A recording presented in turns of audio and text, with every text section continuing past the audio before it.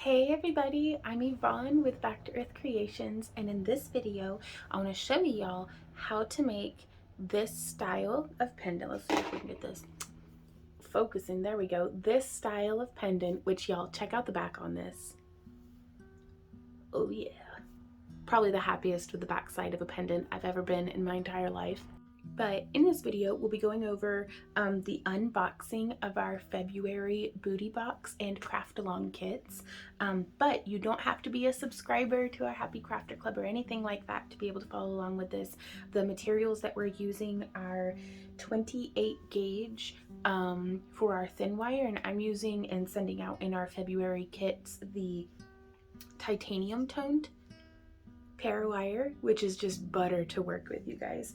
And then also 16 gauge in antique copper is what we're sending out in our kits. But you could use, for the core wires, I do recommend an 18 or a 16 gauge. And for your weaving wires, probably a 28 or 26. You could use 24, but it might be kind of hard on your fingers. But you do you and just experiment and see what happens. But let's go ahead and get this flipped around and unbox this. So this is what our February booty boxes and craft along kit look like. Now, please forgive me if I get very muddied up in what they're called. We're trying to move forward with, for a long time we were calling them craft along kits, but we didn't have a tutorial coming out with each month for the craft along kit, so we started calling them booty boxes because they're just some like pirate's booty of crafty goodness. And now we have our booty box, which is our $10 a month cab subscription service where we send out an assortment. It's 3 of a variety. This month we're really leaning heavy into the black aventurine because it is just gorgeous. But our booty boxes get 3 cabs. I don't currently have a sticker here because I'm super professional and ill-prepared. But yeah, so that's what you can expect in your booty box. We try to not give you just 3 big ones or 3 small ones, but sometimes the exact allotment of size and color doesn't quite line up. But if you ever have any problems with your booty boxes or anything like that, like if there's something missing, send us an email and we will get you taken care of.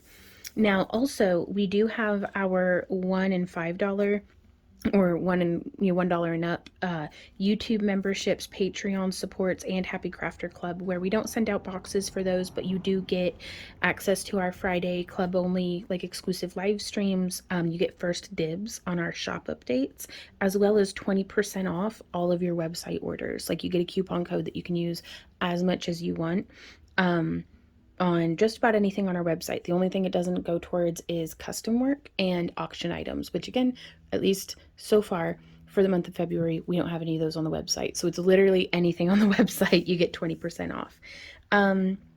And so I just wanted to let you guys know about that. And again, that is for if you sign up here as a YouTube member, like a channel member, or if you want to sign up on our website, backtoearthcreations.com. There's links for all this stuff down below.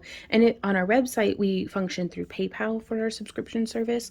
So if you don't want to participate through that route, we do have Patreon, which is a nice non-PayPal option. And then, but we only do the digital stuff over on Patreon. But if you would still like a subscription box, we do sell 1 month, like just the box for that month, on our website, and that doesn't require PayPal. So as we get questions about that quite a bit, so I wanted to clear that up some. So now into the craft along kit territory, we have our $20 and our $30 craft along kits level 1 and 2. And for the $20 this month, the level 1 craft along kit, you can expect at least 2 tile style cabochons, which we have a video coming out later this month showing how we made all of our fused glass here, which is partially for demonstration purposes and partially for helping me to keep track. It's kind of like a digital recipe book of, how did I make that? And now I have record of it, because if I write it down, I just lose it. Even digitally, apparently. This is one of our frit style cabs, so they are going to have a little bit more bubbling in them, but I love it. I think it looks so cool, and I love the depth in these this month. And then this is one of the examples of the dichro that we'll be sending out this month. Some of them are on a little bit of a translucent blue. And also, if you like these cabs, they go out first to our Happy Crafter Club members, but we will, if we have any left over at the end of February, they will be making it into our March shop updates. And the $20 or the level 1 and 2 get our 28 gauge titanium. That's 15 yards, so you can make quite a bit of jewelry with one of these. And then for the level 2, we have 3 of the tile cabs. We have 2 of the frit. And here you can see, because you may not get this exact same color. You might get this one. So, or one of each, or 2 of one. Who knows? But those are just so pretty. I love the dark gray. And then this is another example of our dichro.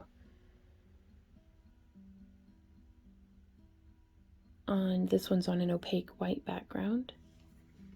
Oh, and then also we are sending out a bonus item this month, which are just some cute little quartz crystals. So you can expect one of those in your craft along kits. We're not sending them out to the booty boxes, but and then also for these, whenever you do the monthly subscription, we cover shipping, but we only send to United States addresses because shipping is expensive. So now here for our levels 3 and 4, you'll be getting our second wire option as well, which is the 16 gauge.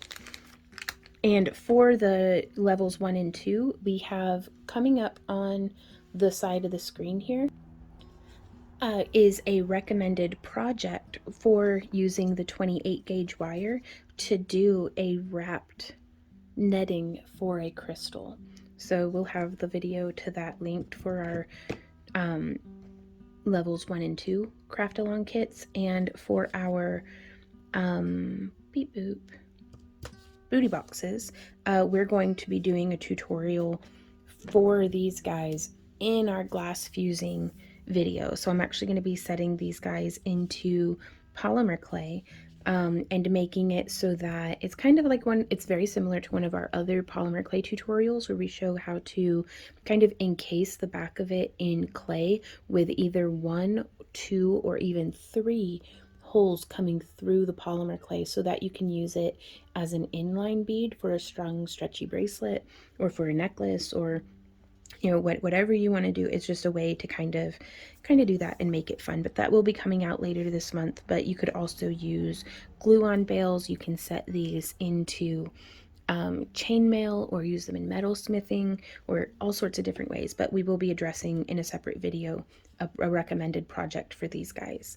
And then yes, so the net bezel for these, and then in this video we're going to be showing y'all again how to make this cab wrap here, which we will have. If you keep an eye on our social media, we will be posting different variations where you can take these same exact techniques but maybe add in a little bit more weaving, maybe use different weaves like in thicknesses and stuff.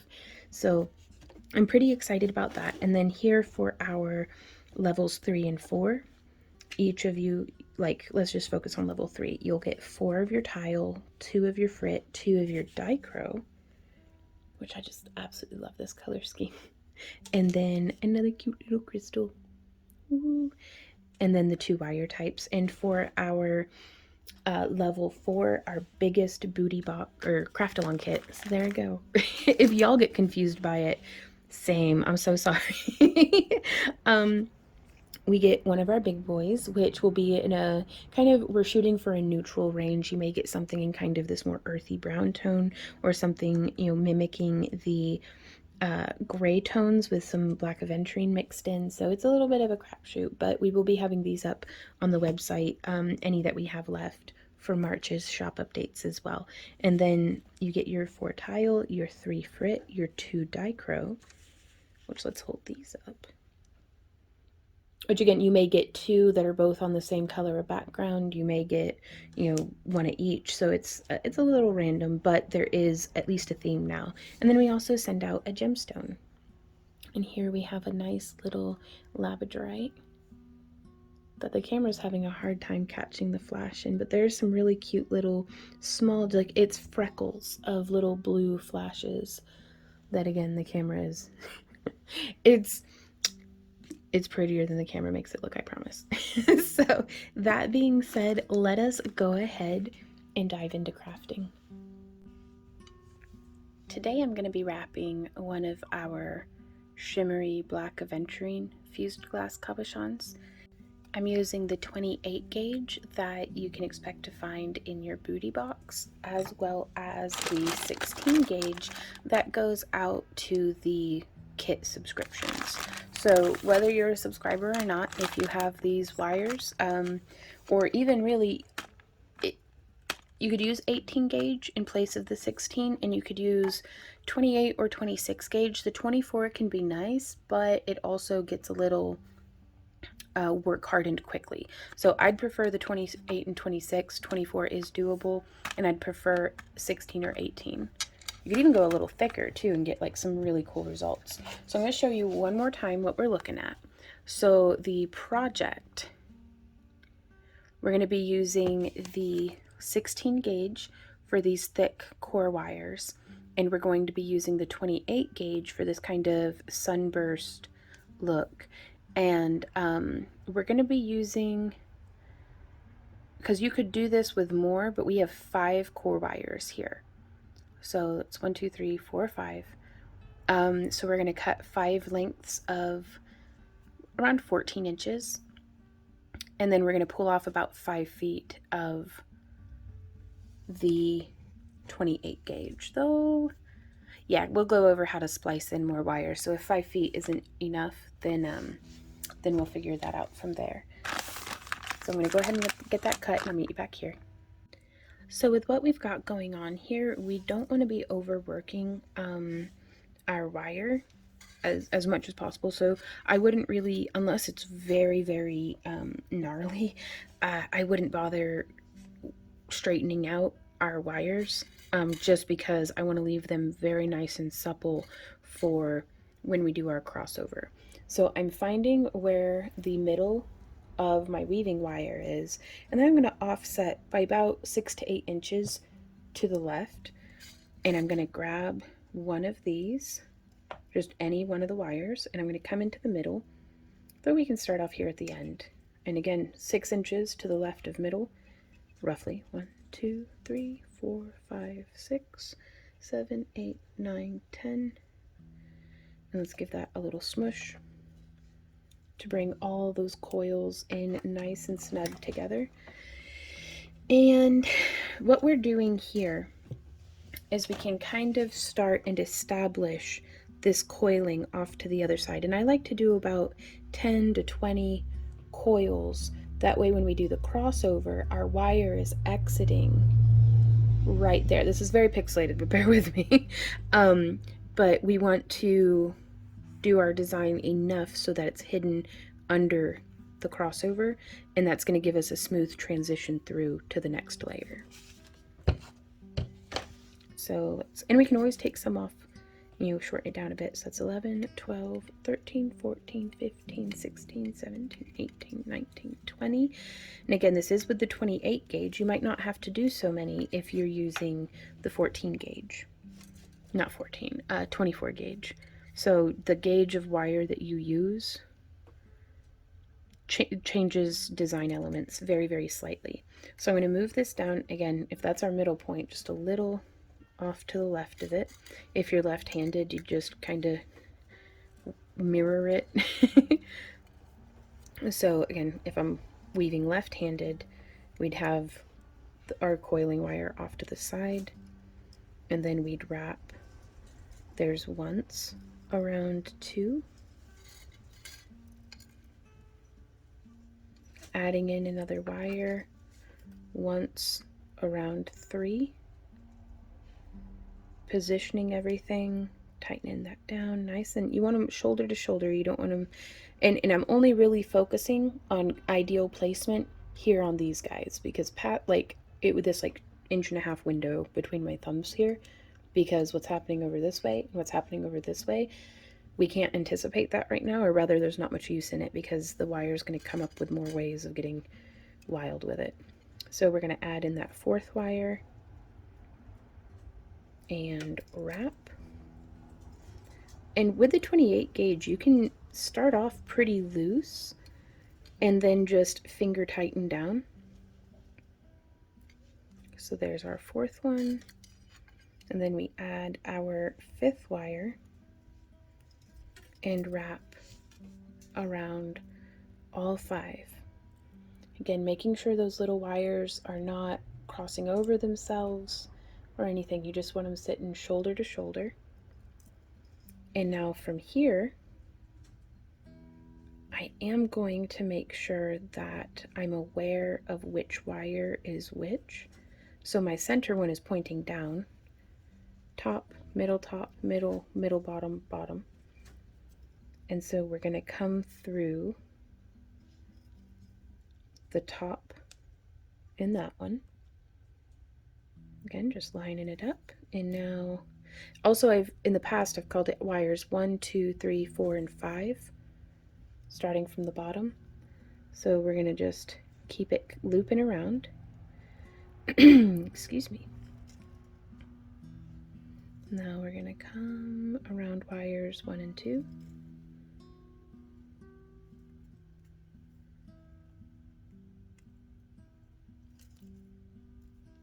Always checking on the back side to make sure everything's just doing all right.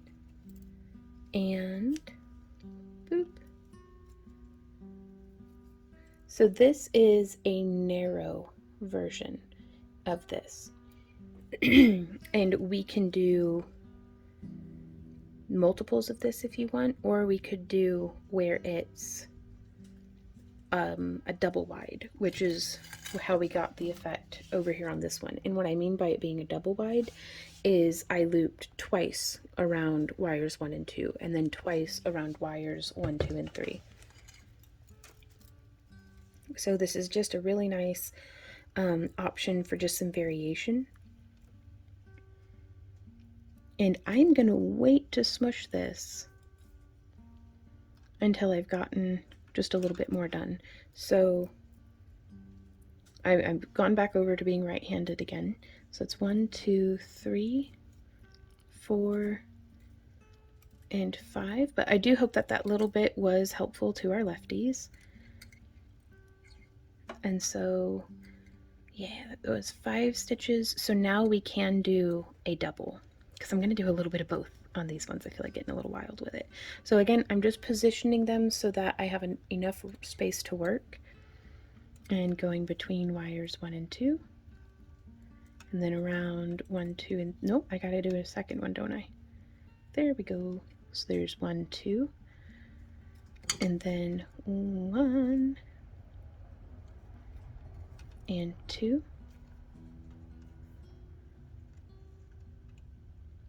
and now I'm gonna wrap around 1, 2, 3, and 4.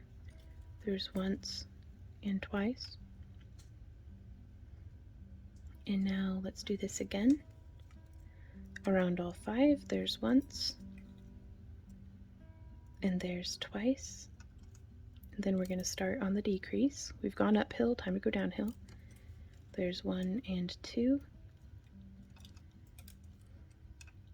1 and 2. And then 1 and 2. And now we're going to do 5 around just wire 1 again. So there's 1, 2, 3, 4, and 5. Smush. There we are. And now we can do the narrow one again. Excuse me. So there's 1, and then 2, 3, 4. Yep. And then right back down on the downhill.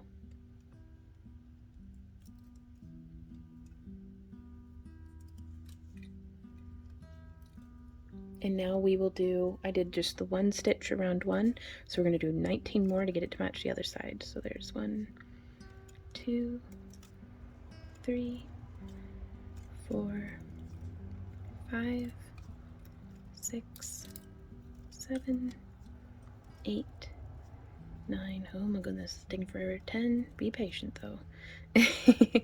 11, some mush. 12, 13, 14, 15, 16, 17, 18, 19, and 20.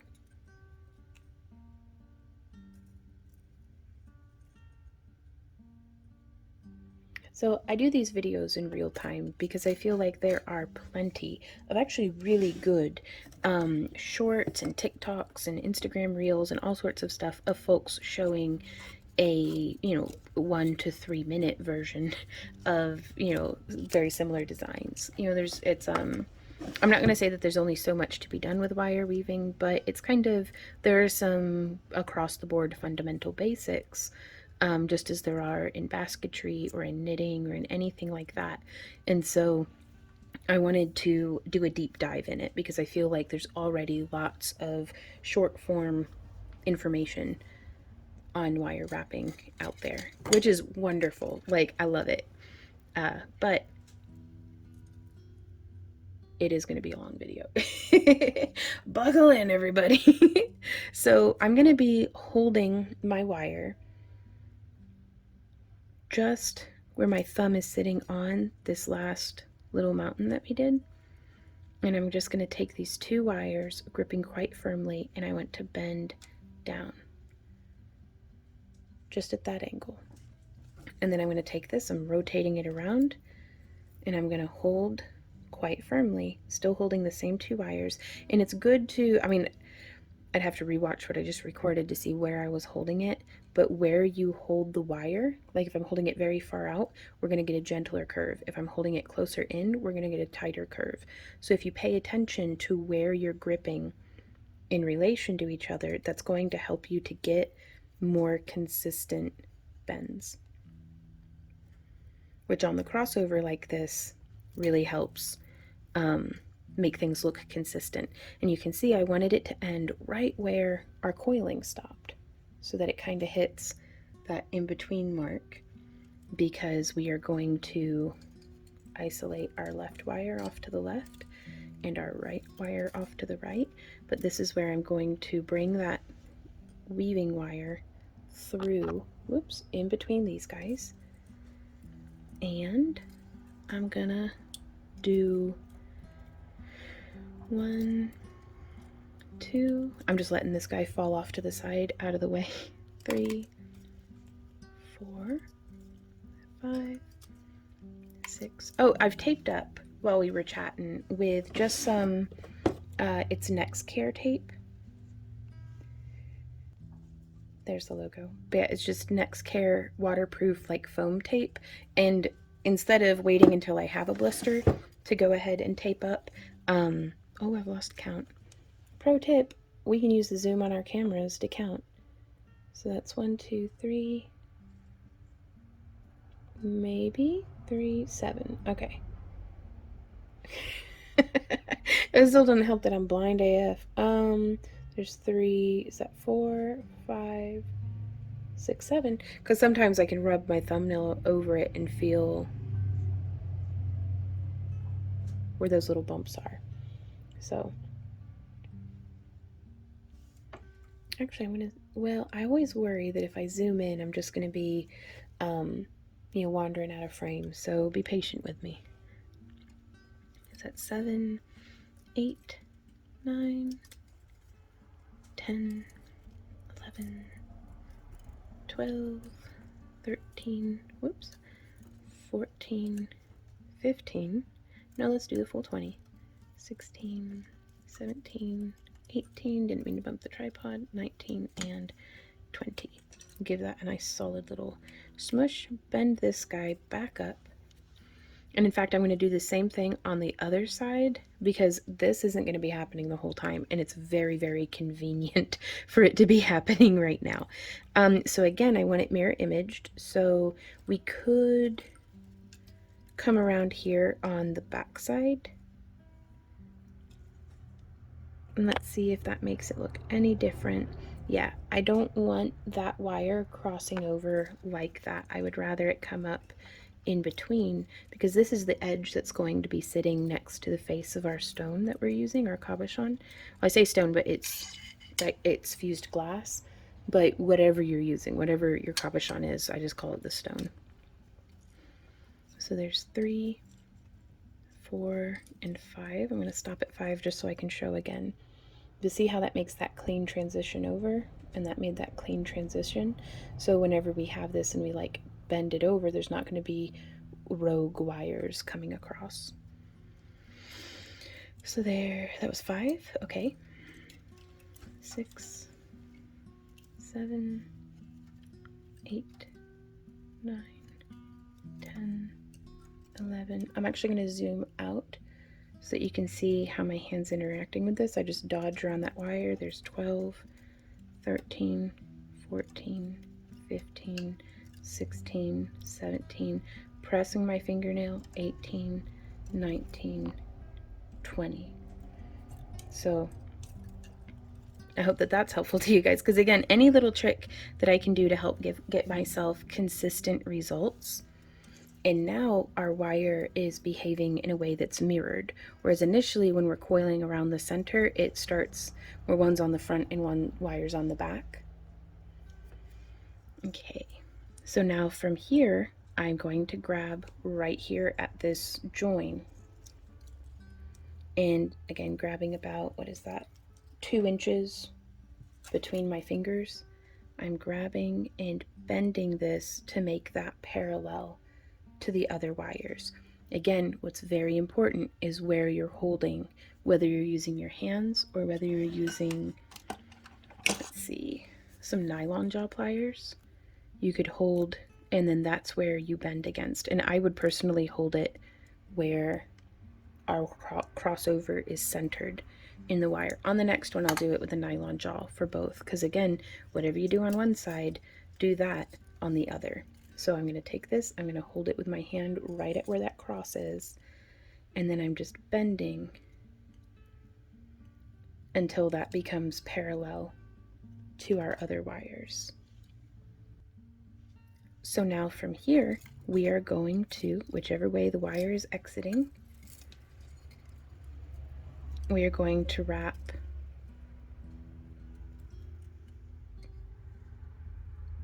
one around 2, 1 around 3. Now, actually, before we do this, I kind of want to do them all wide like this. Like, I don't mind doing that little bit down at the bottom for demonstration purposes, but you can do either. But I wanted to show how it looks when the crossovers are just a little tighter. So there's 1, 2, 1, 2, and again, just making sure you can use your thumbnail or a guitar pick or like a blunt pocket knife or something, just something narrow but rigid that's not going to be scratching up your wire. So really, I think the tip, one of y'all had sent me a comment or an email. Sorry, it's a little muddied in my memory, but to use a guitar pick, and that was such a clever idea. But just to make some space between your wires. And then here's 2 around all 4. And you can see this is eating my wire, eating it up, but that's okay, because we're going to go over how to splice in more wire. Because I've found I prefer to use shorter sections of wire with intentional splices than one super really long piece and risk having to do battle with all of the complications that come up from, you know, the cat tackled it, or I ran it over with a computer chair and it has kinks in it, or it just looped and got kinks in it. Like, you know, because then I have less say in where we're going to be having to figure out where to do the splicing. So again, making just a little bit of space. I'd rather it be just a little loose than too tight, because at least then I'll be able to comfortably fit my wire in. Okay, so then we're going to go. Now this is also something that if you do where it's just one wire around each of them, you won't have nearly the trouble fitting in your weaving wire in between wires 1 and 2. But here you have twice as many wires cinching everything nice and tight together. So I'm going to come in with my nylon jaws and smush. I meant to smush over here too, but ooh, it's all nice and flat now. So we're going to give that a smush, and that should hopefully relax it a little bit to be able to fit this wire up and in. Right here is a trouble spot for me. Typically when my wire breaks, it's right there because I'm trying to like cram it between these two 16 gauge wires. But it's just something to kind of keep an eye out for. 1, 2, 3, 4, 5, 6, 7, 8, 9, 10. Let's go ahead and give it a whoop. Oh, got my thumbnail on that one. Now see, that was unnecessary. I could have just used my tools and saved my thumbnail. You know, so it's don't forget to use your tools. Just because we have hands and just because they're strong and durable doesn't mean we have to put them through the ringer every time we wire wrap. And that's something that I'm trying to learn is trying to practice rather, is to control. Like if I find myself clamping up, I don't need to be clamped right now. Let's breathe, relax, you know, stretch the wrist out, relax your hand. And just the mindfulness is going to help us to rebuild those good habits. So there's 11, 12, 13, 14, 15, 16, 17, 18, 19, and 20. So now we're going to go here at the tip of our diamond that we've made, and holding about 2 inches away, I'm going to just bend down, and then we can hold there on that bend and bend parallel.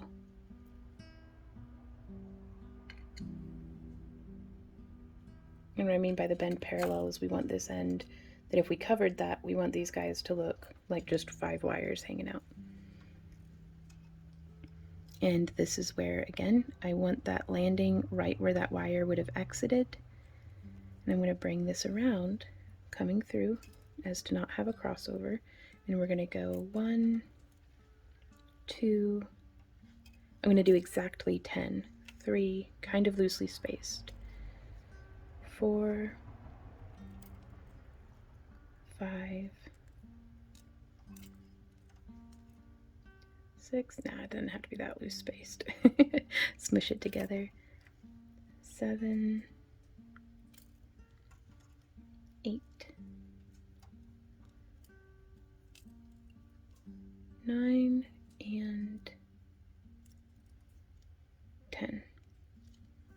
And I'm gonna snip that, and I want it snipped where it will be between, if this is the back side, I want it to be between where the wire will be sitting against the frame. So I'm going to snip it kind of right there. Snip into the scrap bin. And I'm not going to smush it just yet. I am going to pull off 5 more feet of wire. So for me, I just do a full arm span. I'm 5'4", so that's like rough about 5 feet, surely. It's ish. And now from here, I'm going to take this and I'm going to spread these wires just a bit. And right here, I'm going to pass this wire with about an inch or so of tail. So you can see I'm just holding that there on the back. But I want this wire to come and nestle between those two. So I'm going to rest this in between each of the 10 wires that we had just coiled down, or the 10 coils rather. So there's 2.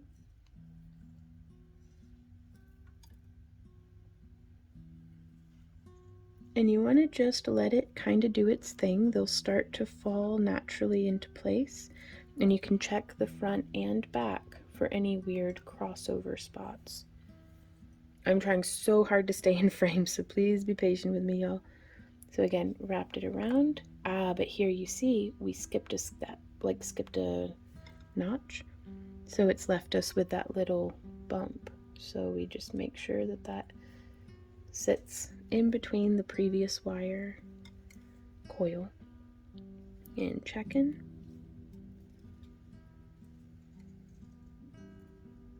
And keep in mind, we don't gotta hurry. We're learning here. Give yourself time to absorb it, to figure it out, to see what works for you. I'm zooming back out that way I'm not so out of frame.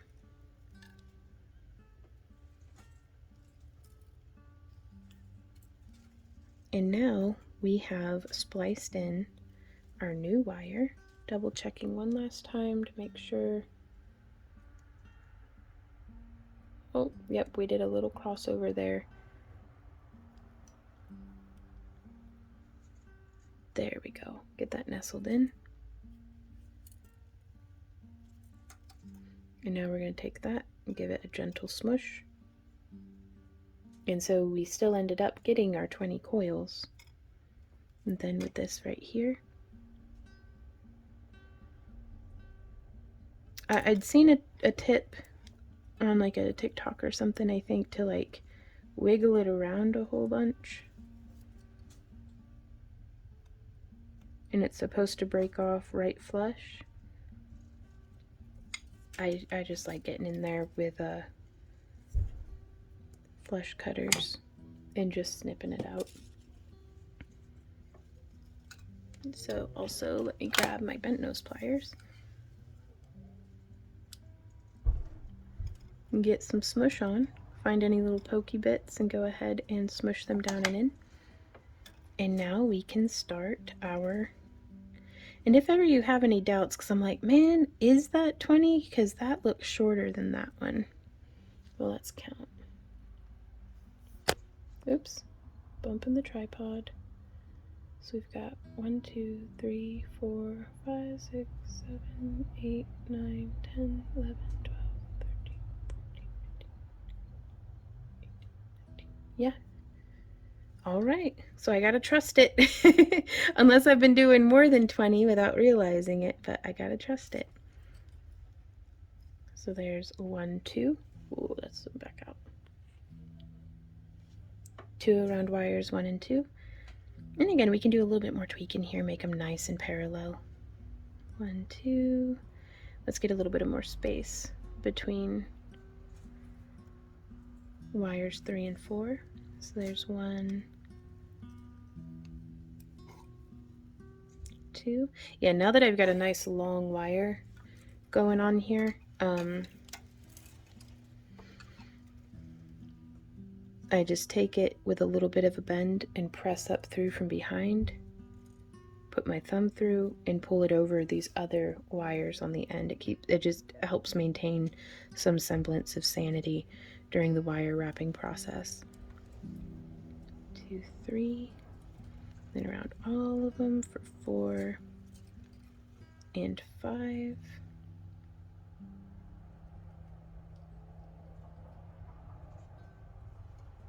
And then 1, 2.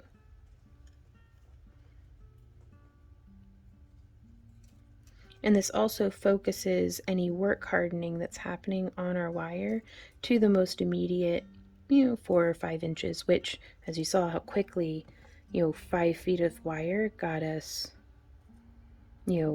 mirror point from the center here. So it will get us out to, that was 5 feet of coiling wire from fingernail to thumbnail once this half's said and done. So this design eats up that wire, but it's so pretty. that I don't mind it a bit. So there's 1 and 2. So again, from here, before I even try to fit in the wires around just the one, I'm going to go ahead and give it a smush. And let's get in there and make some space. And then we've got 1, 2, 3, 4. I usually stop at 5 because I can remember. I can remember 5.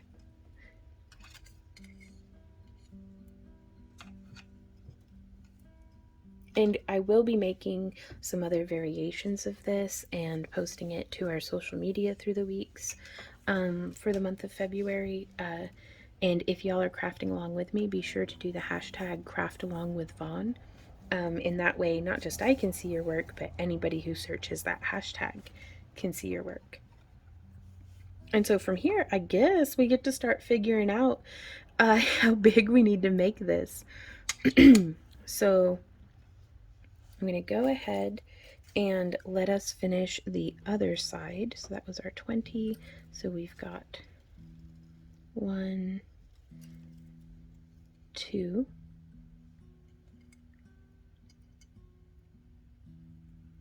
Going to make just a little bit of space for ourselves.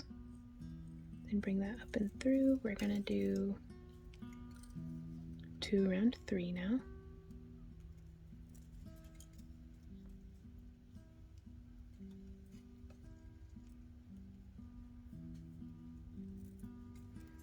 And if it's easier for you, oh my gosh, this is so much easier for me.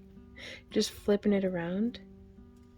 Like, you don't have to have your wire oriented any specific way. Just because I'm holding it away doesn't mean that that's the way to hold it. That's just the, hand position I'm using for now. Leave yourself room to evolve, room to experiment, find what works for you. So there's 1 and 2. And the nice thing about this too is the front and back is exactly the same. This is one of those weaves that you can just flip right over as far as the weaving wire goes. Now the crossovers, you get a very different look crossing over behind, which sometimes that may be what you're looking for. So just little nuances, the magic happens in the details. So there's 1, 2, and there's 1, 2. Yeah, because the wire isn't always positioned well to be able to just feed a loop through also. So sometimes I like to, use my finger to kind of split and then lead through the rest of the way. So again, I've made it down to 2 around 2, so I'm going to go ahead and smush with my nylon jaw pliers. And then let's make some space. Just because I really don't want to break my wire right there. So there's 1, 2, 3, 4, 5, 6, 7, 8, 9, 10, 11, 12, 13, 14, 15, 16, 17, 18, 19, and 20.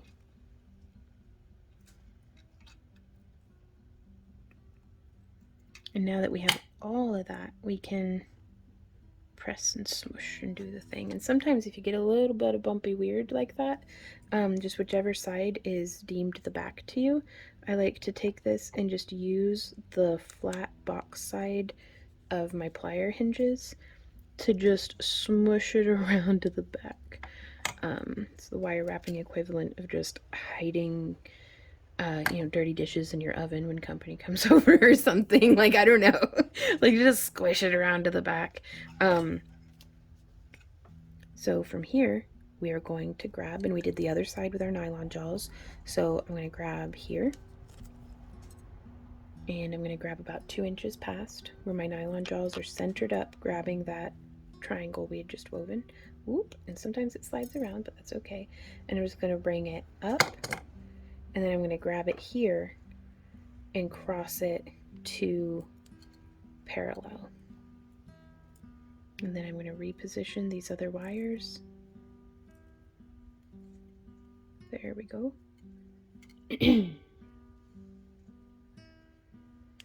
And then we're going to do that same thing where we come through, making sure there's no weird crossover, again to demonstrate. If I came over like this, there may be no difference. I don't know. I just do it like this because I guess. So, but there's 1, 2, 3, 4, 5, 6, 7, 8, 9, 10, and I actually have a fair bit, like, 9 inches of wire on here. So before I cut this, no, it's not, I don't know, it might be enough for us to do the second woven segment over here. But first, I'm going to use the little bit of scrap wire from the other side doing that splice.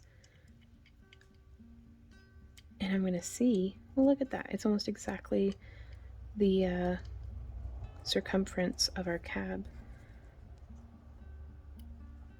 I'm just going to put a little bend in it where the length stops. So that is the length of how far around our cab we need.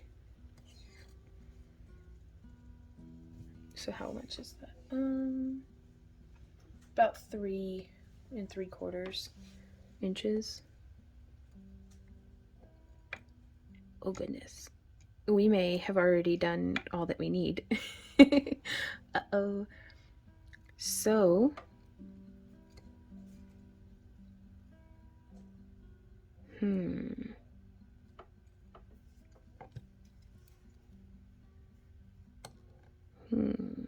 thinking intensifies.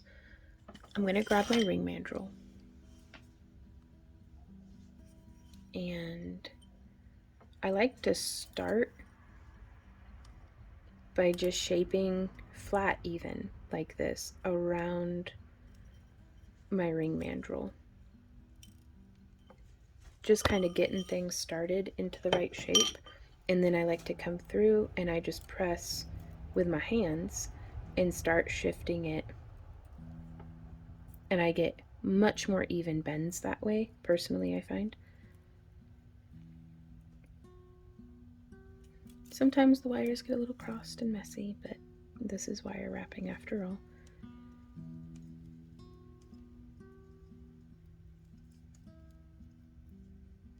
And then we can shape that out just a little bit more. But that's how I get consistently smoothed and not like, sometimes it'll be just weird. So we don't want this frame to just be sitting on the edge of our stone. We want it to be enough that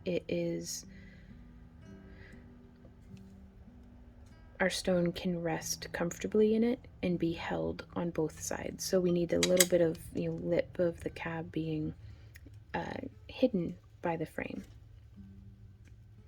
Okay. So from here we can decide where we want the bail to be.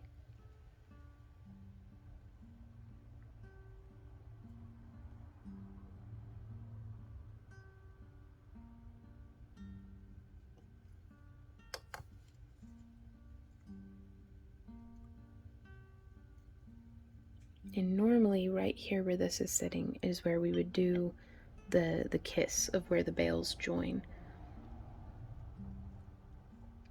But we may make this just a little larger and troubleshoot from there. So I'm going to bring this around.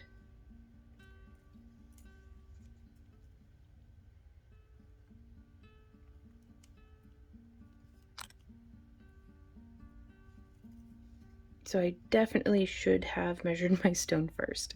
That would have saved us a bit of trouble, but that's okay. We're not in too much trouble yet. Oh, I kind of like that too.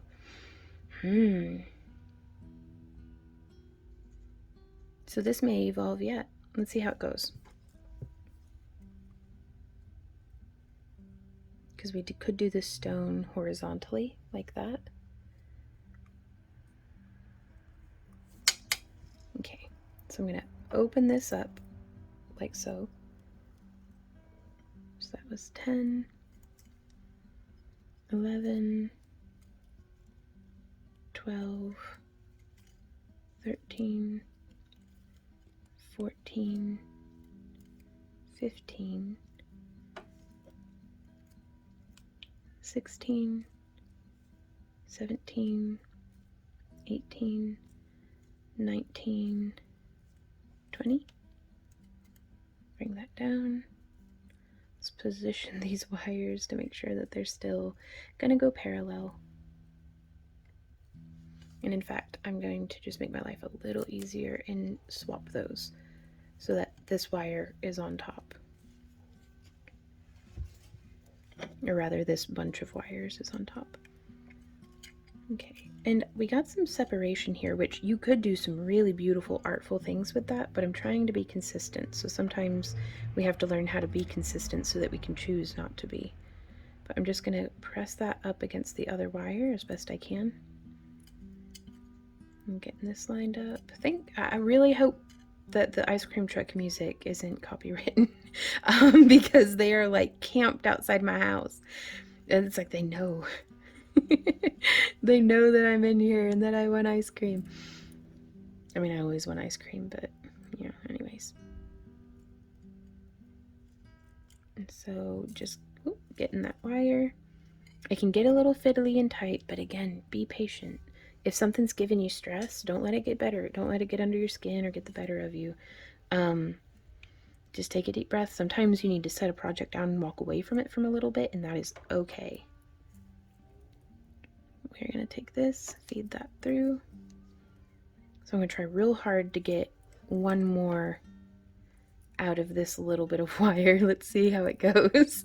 I mean, worst case scenario, I just set it on fire. Bury it in the backyard. Typical. No, worst case scenario, we just take some wire off. It'll be fine. Because no wire is wasted when it's for the sake of learning.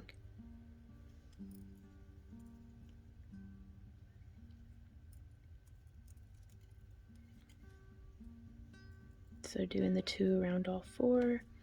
Now we're going to do, there is 1 and 2 around all 5. I'm gonna go against what I said earlier, and I'm gonna go ahead and smush it just because stuff's really weird right now. Oh, that worked out perfect. So I'm going to keep weaving this. There's 1,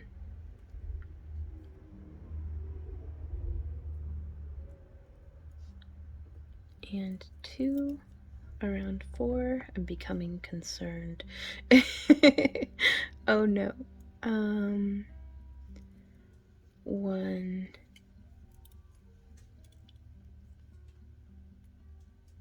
2 around 3. I'm gonna try to get these untangled from each other because they're just every which way. There we go. And then, oh, we'll be all right unless it breaks. There's 1 and 2. Let's give it a smush. Let's give it a, when we come round, and we've got 1, 2, this is where I like to use my bent nose pliers, 3, 4, and 5. And so I am just going to smush that, and we are going to snip it. I'm actually going to remove it from in between these wires because I want to snip it just right flush right there.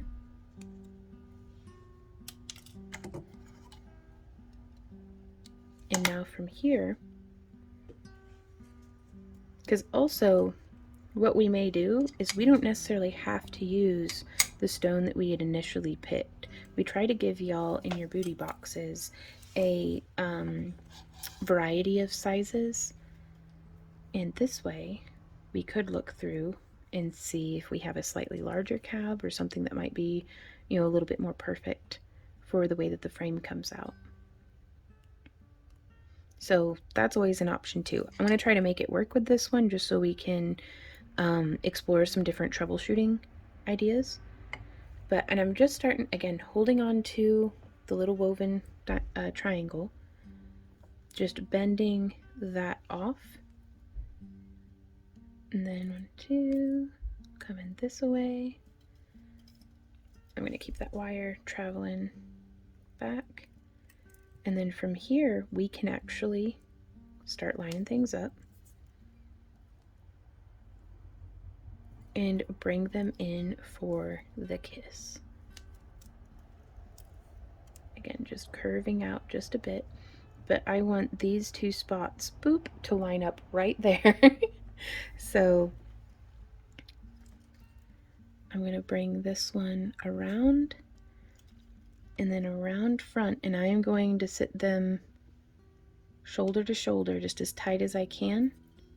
I put my thumb on it to cinch it, and then, or my thumb on it to like kind of pin it in place, but really using my fingernail there on the back to like cinch, cinch, cinch.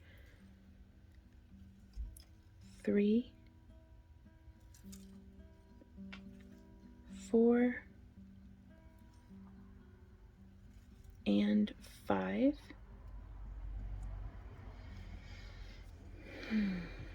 And now I'm going to start.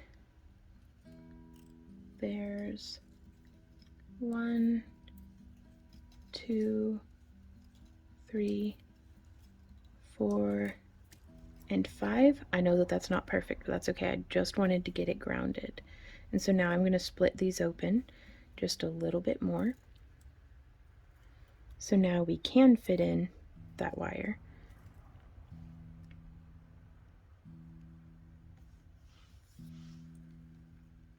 I'm going to bend these wires up just a little bit more, because again, I want to be able to fit that wire in kind of snug to the next one. Just shaping. So there's 5 wraps, and now we're going to go 1, 2, around 2, and we're going to keep this same weaving pattern going. Now you can also, we could have fit more crossovers by doing them like that, and then just 10 coils on each side instead of the 20. So I will hopefully have some examples for you of, you know, if you do a much denser weave. But this way we get to do a little bit of practice. You get the, hopefully, the concept of the crossover, and you can take this technique and expand on it wildly. So we've got those 3, 2 around 3, bring that in a little closer, and then 1, 2 around 4, and then again just bending in that wire a little more shoulder to shoulder, and there's 1, 2 around all 5, and then we just start bringing it back down. 1, 2, 2, 2. Oh, it's getting weird, so I'm gonna pull that out, actually, like just back up a few stitches, and then come in and smush with our nylon jaw pliers to get that to kind of compress down. And we can even use the side of our pliers to just hold on to those core wires and just smush all of that weaving together. So that was 1 around all 3, so there is 2 around all 3. And then 1, ooh, it's getting tight again. Oof.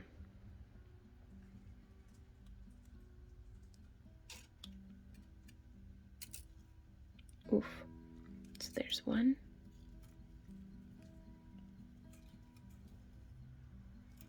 And 2. And then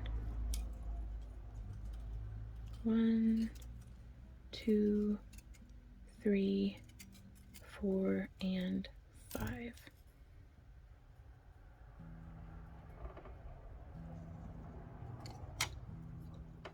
So again, just grabbing and smushing. There we go. Smush, smush, smush. Whew. So there's that side. And now we can take these two, holding on that triangle, and we can bend down. Again, we'll want to bend to where it's crossing over. And so we'll need to do more wraps. So we did 5, 6, 7, 8, 9, 10. And that brings it over to where now we can continue. 1, 2, 3, 4, 5, 6, 7, 8. Oop, that went around both. 9, 10. Now here, we still haven't made it past the curve. So I think it's going to be much more, let's do 20, or let's do 5 more and see how that looks. If that sets us back onto where, because I just want to make it past this curve. So if I could make it to like here and then start doing that weave again, that'd be great. Wait, where were we at? 1, 2, I can't read, or I can't. 1, 2, 3, 4, 5, 6, 7, 8, 9, 10, 11. Okay. 12, 13, 14, 15, and that's not quite as far past the curve as what I would like, especially whenever we compress it.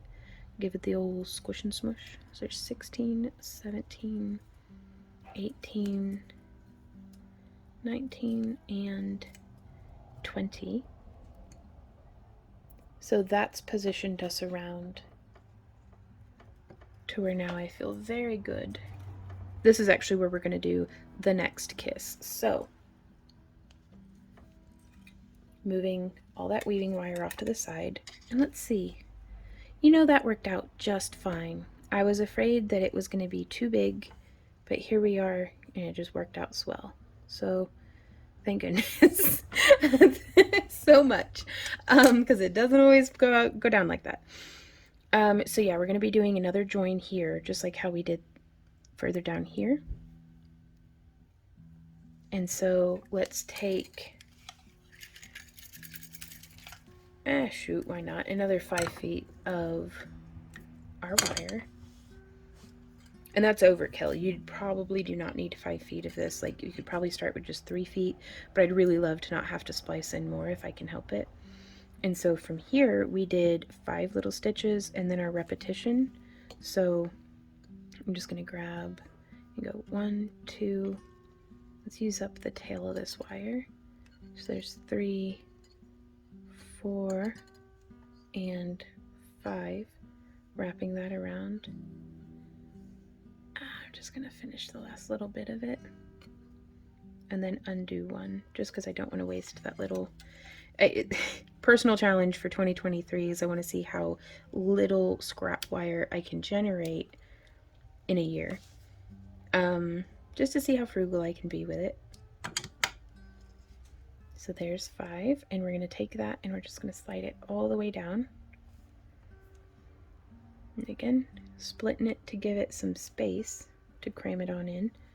And then from here, we can, again, giving ourselves some space in between each of those wires.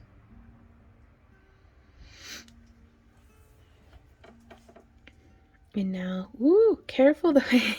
I pulled a little too hard and it undid 2 of the coils. So there's back up to 4. Oh no. 4. This is the theme music of my life, you guys. Okay. So I'm having a little bit of trouble with it, so I'm going to bring it back out here to the end where I can actually hold it. There we go. And get that smushed back around. So we're going to have to be very careful to not pull on this for this first. Oof. So we're going to have to make sure that those wires are nice and friendly with each other. So there's 1 and 2. Now something that we could have done to have avoided this was to have left a little bit of tail on, and I'll have it to hold on to. And that way we could pull nice and tight. And I think before we get too far ahead, I would rather scrap that little bit of wire, that inch of wire, but get the results that I'm looking for. So I'm just going to get in here, and there's 2, 3. That was 4. There is our 5th. So now, again, we can hold on to that scrap or that tail wire and go nice and tight. 1 and 2. That's really good. That's good to know that sometimes it's worth scrapping that little bit just so that you can get the nice, crisp, even results. So sometimes it's know when it's worth to, be frugal, and sometimes it's know when to worth to just splurge. If an inch of enameled copper could be considered splurging, but waste not, want not. So now there's 1, 2 around 3,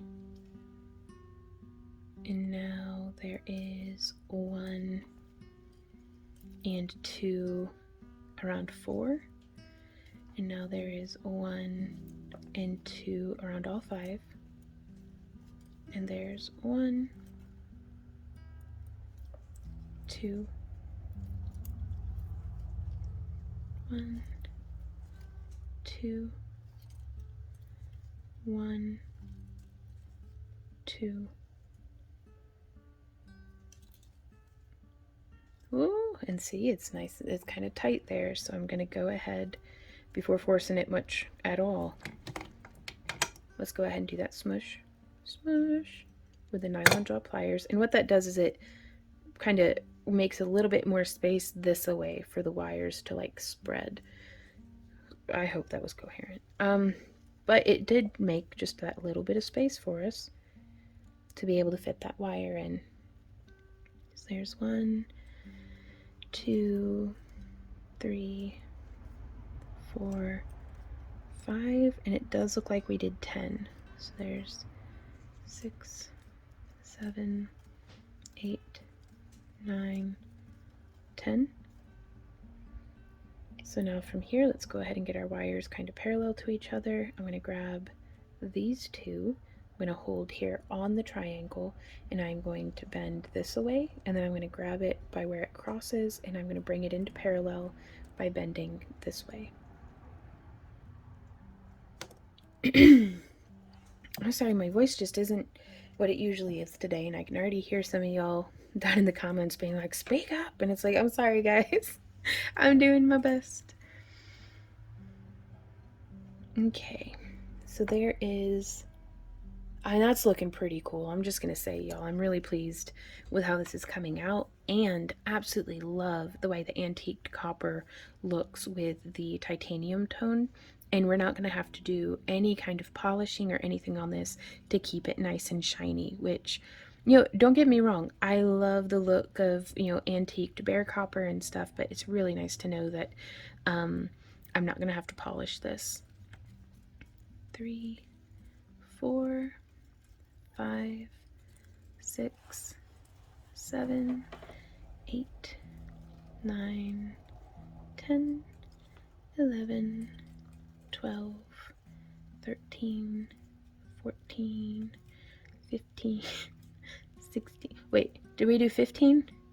I think we just did 15. So I'm going to undo that one.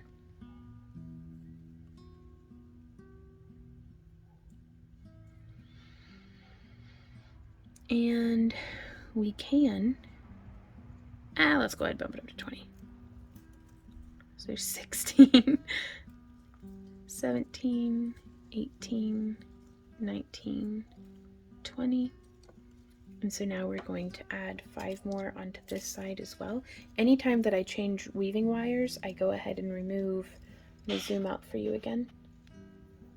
I take this all the way off to the left, and I take the one I'm working with all the way off to the right.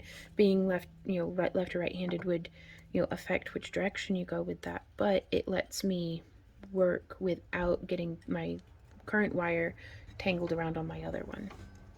And folks have recommended to me these really cool looking like bobbins and stuff, and while I don't prefer working with them, they may be an option for you. I find that when I use them, my weaving wire, the thinner wire that I use, just gets more work hardened. And it makes some methods of, pulling the wire through impossible. Like if you need to like sew the end through to make a connection or something. So just like with using a drill with making coils, it's excellent and there's a time and a place, but this isn't for me the time or the place for it. It may be for you, so be sure to experiment with that if you find yourself frustrated to your limits with just having your wire like off leash, I guess. So I feel as though I've done too many. I'm gonna take just a few off. Use my fingernail to just rub the kinks out of that wire. And then we can bring this together. Let's actually move all of the wires of the bale as a unit together, because as we do this next kiss of the wires coming together,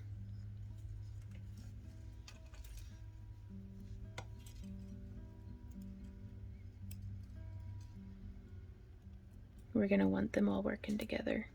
And just little tiny adjustments, just getting things squeezed in, bringing them together. So again, I'm going to grab right where that cross is, bend it just a little bit more. Same on this side, grab where that cross is, grab all of our wires, bend just a little bit more, and that's going to let us now bring these together a little farther down. So now we can make them sit like that. And I'm going to use this one right here. If I'm looking at the face of my cab, I'm using the wire that's from the right side. And there's one, and we can take these 2 wires and actually bend them back just a little bit to offset them so that I can still see them from straight on, but it's a little easier to get the wires around them. 3, 4, and 5.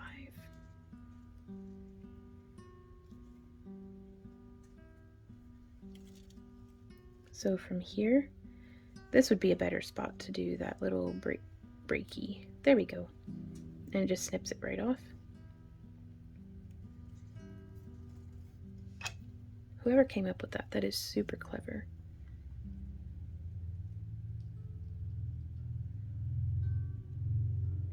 And now we're coming through. And then I'm going to save this wire because we're going to do just like how we did down here, where we do the couple of wraps and continue it onward. But I'm just going to set that off to the side. Oh, it's been about an hour, so I'm going to snap, crackle, pop, and do some stretching. And keep on wrapping. I'm so glad I went ahead and taped up because no blisters. So from here, I am going to split off again.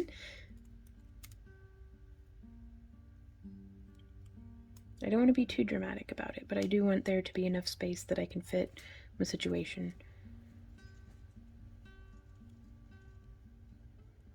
Okay, so we are going to go 1, 2, 3, 4, and 5. And then I'm going to lean that in. Just training the bend so that it matches that other curve. And then we are going to go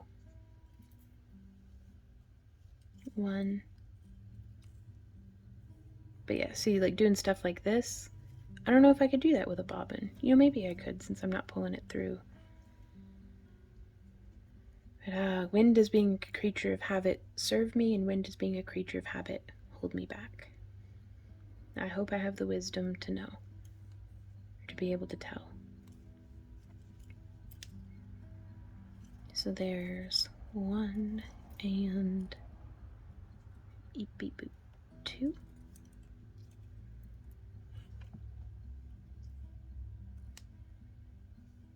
Again, just trying to get that little bit of a curve to just sit in kind of comfy. Then 1, 2.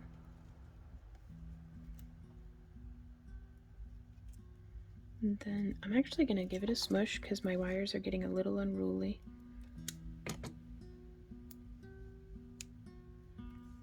And then there is 1 and 2 around all 5. So I'm going to smush again.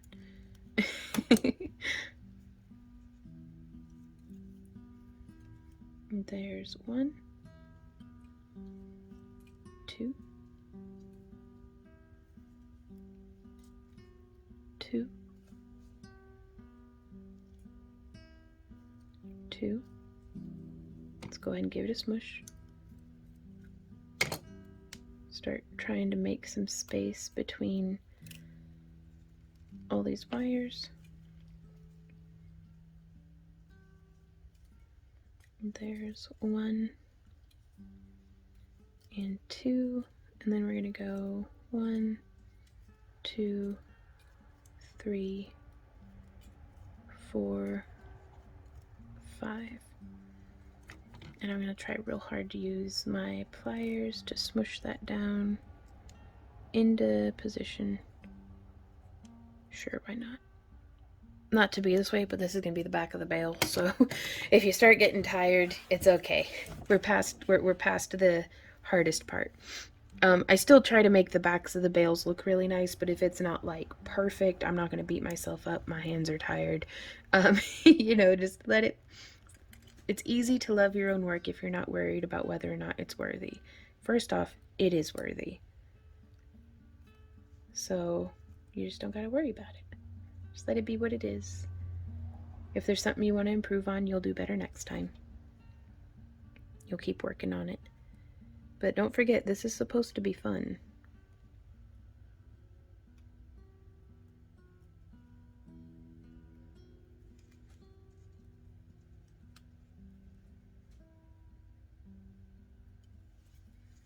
Just getting that kind of positioned around.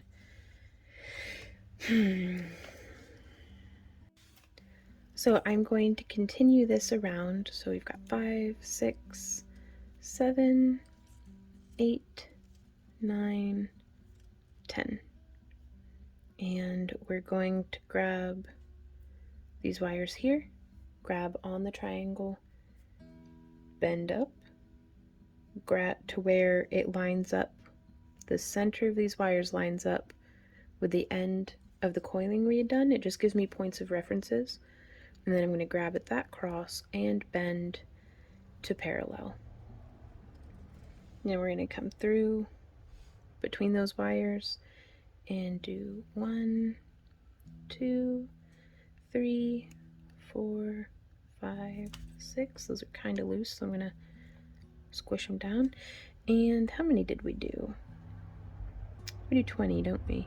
Yeah, so that's 6, 7, 8, 9, 10, 11, 12, 13, 14, 15, 16, 17, 18, 19, and 20. Sometimes I think I get all hung up in counting that I'm just saying numbers while doing things, and they don't necessarily line up, but it is what it is. Cool, so now we're gonna do that same thing on the other side with our long piece that we've cut off. So we are gonna take this, and I'm gonna go 1, 2, 3, 4, 5, give it the old squish and smush, so that they're nice and tidy next to each other.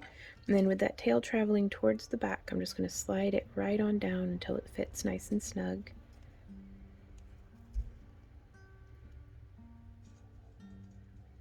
And we're going to go 1. Ooh, I need to make that wire sit a little, there's too much of a gap right there. That's really going to look rough here in a sec. So bringing those wires in just a little closer together. Now we're going to go, there's 1 and 2 around 2 wires, and then 1 and 2 around 3, and we'll give it a squish.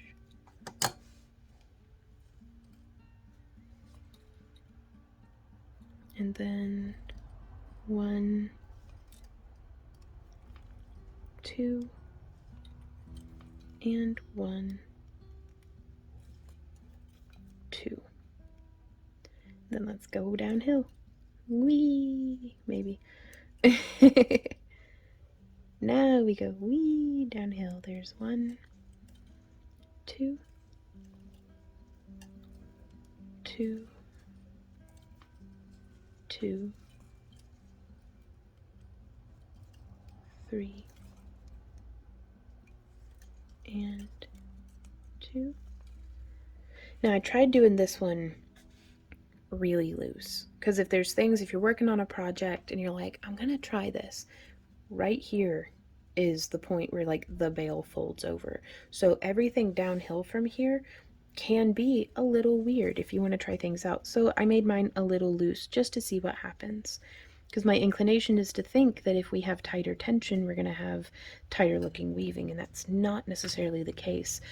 And that's something I have to constantly remind myself of, that, I don't have to make it harder on myself to, have earned the good results that I'm looking for. Like, that's not how it works. Sometimes the easier path is the right path.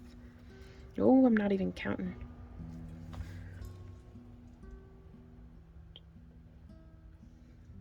One, 2, 3, 4, 5, 6, 7, 8, 9, 10, and quite frankly 1 to grow on, because we're fixing to do the crossover anyways. So again, making sure that my wires are, and do you see what I mean now, that it's like, don't worry about them being like perfect in relation to each other, because in about 50 stitches you're gonna just whoop, swap it again. So don't sweat it too much.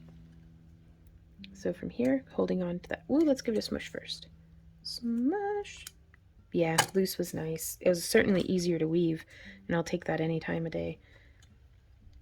So I'm going to hold this here, holding quite firm on that triangle, and I'm offsetting the wires just a little bit from each other just to clear the path.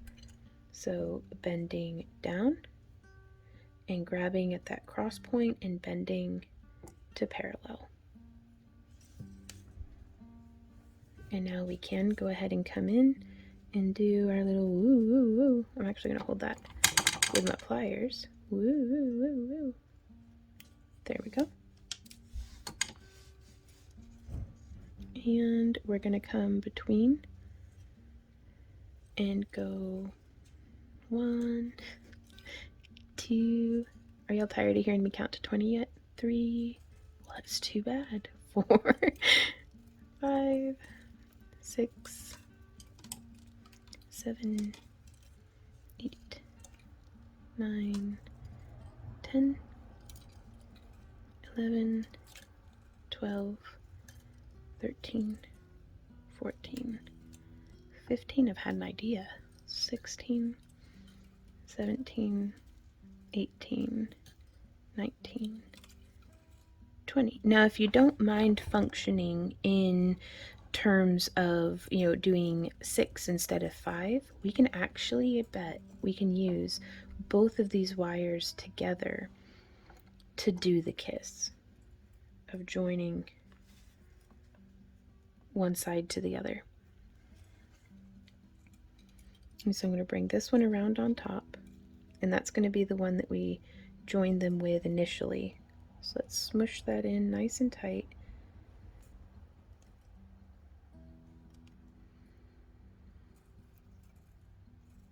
So bringing that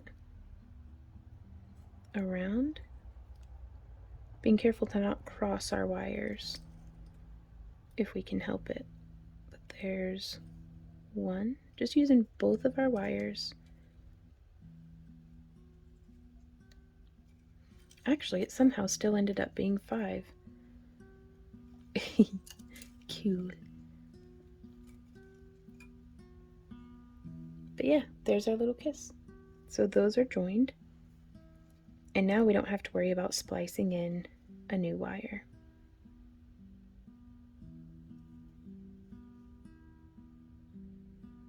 And so from here, and again, to maintain the look of things, I am going to go up from below and do that wrap because it makes them look separate. If I had just come across, it would have looked like one long wire, and that's not how things have looked farther down. So it's still going to give us the same appearance as our other wrapping. 3, 4, 5. And now for here on this one, just 1. There it is, isolating the wire that we do actually want to be going around. 2, 3, 4, and 5. Now also, I'm sure I've mentioned this, but I'm gonna mention it again. If you are a beginner and are getting our booty boxes, you do not feel pressured to tackle this project. It can be pretty daunting, I'm not gonna lie. This is a little bit of a feat of endurance in some ways too, because you need to be patient with yourself, you need to be patient with the project, you need to and so there are other tutorials that we have that will be linked down in the video description that you can tackle with these same materials. So it's not necessarily that our kit boxes are just for advanced wrappers, but there is definitely room for advanced wrappers to get their money worth out of this as well. But I just wanted to remind you all of that. If you're watching this and you're like, man, I just got my first pair of pliers like yesterday. How do you expect me to do this? You'll get there. Just practice and patience and persistence. And then more practice and more patience and more persistence. So now we're going to wrap. There's 1. Wait. Oh, I was just going wild, wasn't I? I'm not supposed to do... Oh, Vaughn, what have we done? It's okay. 1, 2, 3, 4, 5. So I was just getting ahead of myself, evolving the design already, which that's not necessarily a bad thing. I just wasn't ready for it yet. So from here, I am going to split these 2 that we had just gotten all nice and cozy with each other.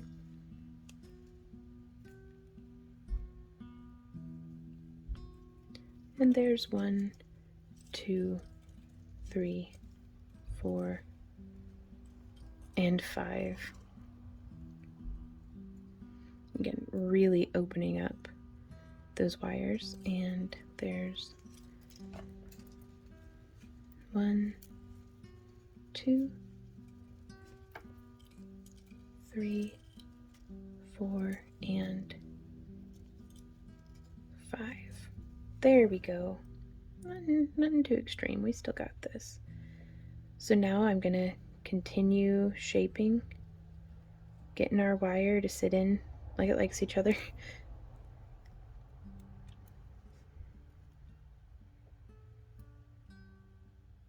Just that little bit of a curve can make such a difference in bringing the wires just a little more shoulder to shoulder. Okay, so there's 1, 2 around 2. I'm going to give it a smush just because I can. And then 1, 2.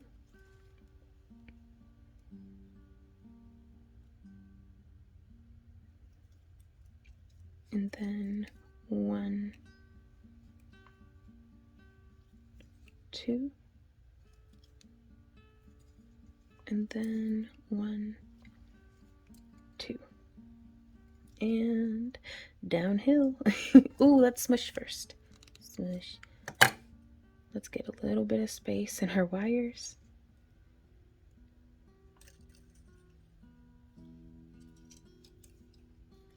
So there's 1, 2,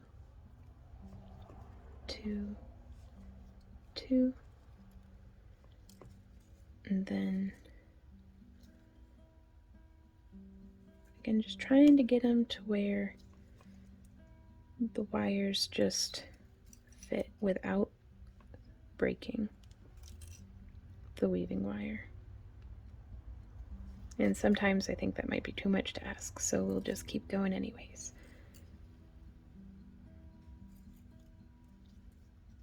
1, 2, 3, 4, 5, 6, 7, 8, 9, 10.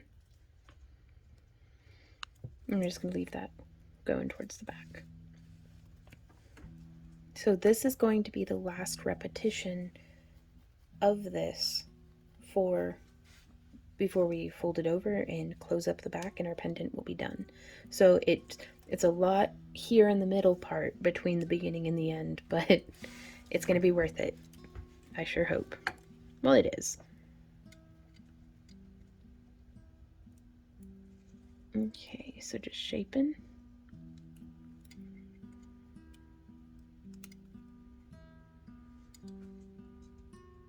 Shaping.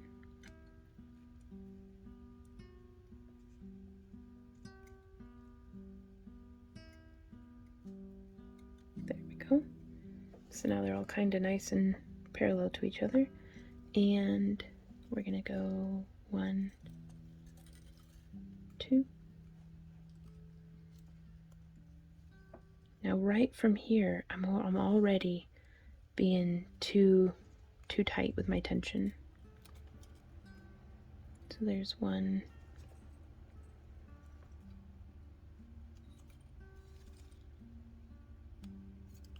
2, 2, 2. Let's grab this and do the old smush.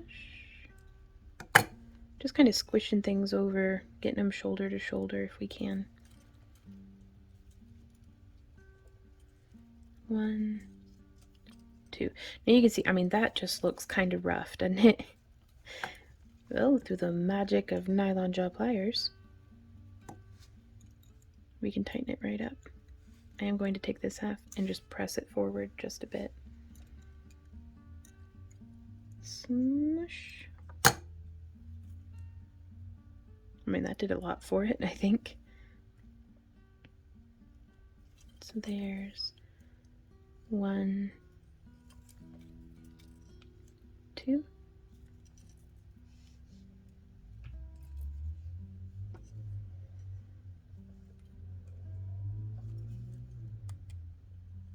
There's 1,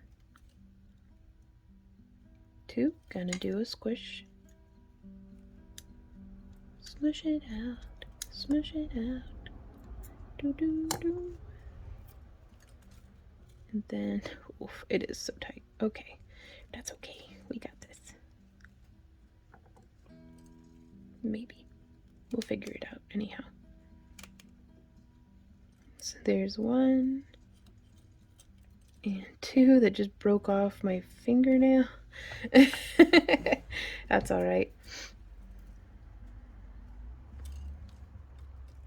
1, 2, 3, 4, and 5.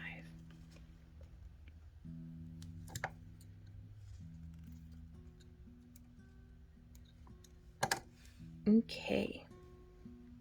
Well, let's take it all the way to 10. So it's 5, 6, 7, 8, 9, 10.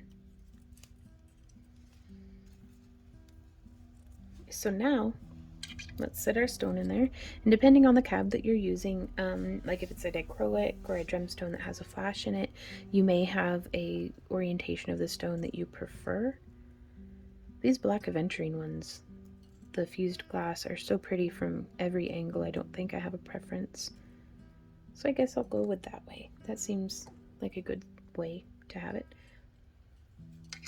And from here, I'm going to take right where our first kiss happened,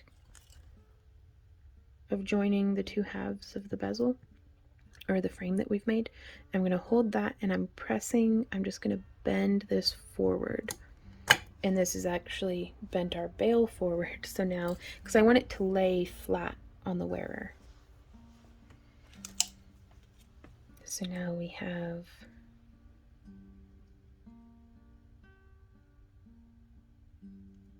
right here on that kiss, I am going to bend this around. I'm just using a pen, a Bic pen. You could have a wire mandrel, you could have a knitting needle, all sorts of different things can work for this. But I'm just going to shape that down like so.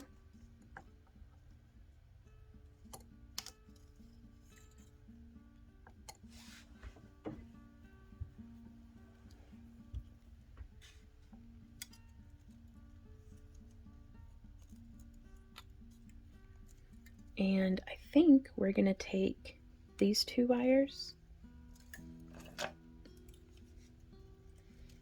I'm training the weaving wires just down and out of the way. So I'm going to take the 2 side wires,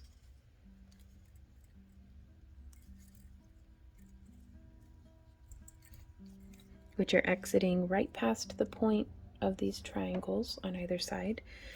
And I think I'm going to take them and fold forward, like around from the back, and then I'm going to brace my thumb on it right where it's crossing over that triangle and just bend it around.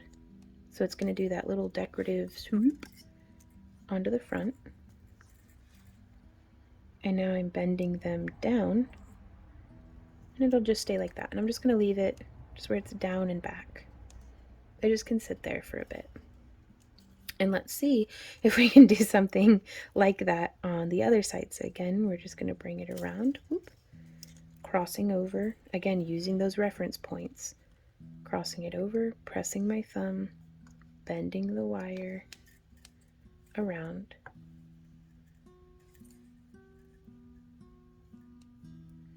and then bending down and towards the back. And you can tweak that and make it however perfect as you want. I kind of like it a little bit more organic and flowy, just because I've never had I never wanted to spend the time on perfection. Sometimes perfection happens, but sometimes the way that it lays is perfect just as it is, perfect in its imperfection. It gives a piece character, I think. So, but that's the beautiful thing about art, is you can make it truly your own.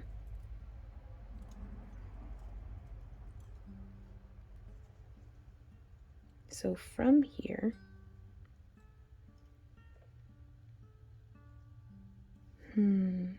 we have options. We can take these and bring them, yeah, let's do that. We're going to bring them up to right where this cross happens.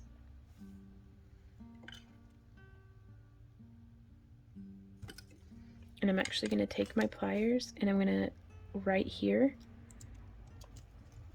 lining up with the same kind of edge of right here. Like, I don't want to be perpendicular to it. I want to be right lined up. I'm just going to do what I call a training bend. And this is, I'm pulling it out away from the pendant a bit so that I can make the space for it. And then I'm going to snip. Let's see if we can manage it with the longer bits of the wire, just so that I can turn them into something as scrap.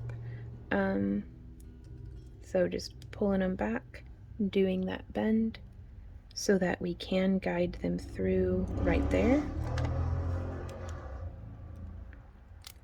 And then I'm going to start with the bottom one and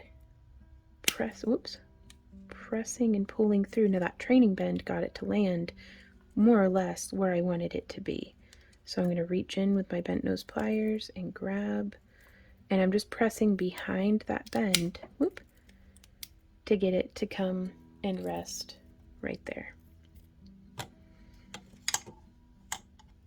So we can smush those, make sure they're still nice and flat. And I'm actually going to lift these up just a bit and come in with my wire snips. And I'm just going to snip right in there. Set that wire off to the side. And from here, again, I'm actually going to use my tapered flat nose pliers, and I'm just going to reach in from behind, and I'm going to close this like it's a jump ring. And what I mean by that is I want to reach through. Maybe I can reach it. No, I can't quite reach through the front. I'm mostly doing this so that y'all can see, and I don't know if that's working.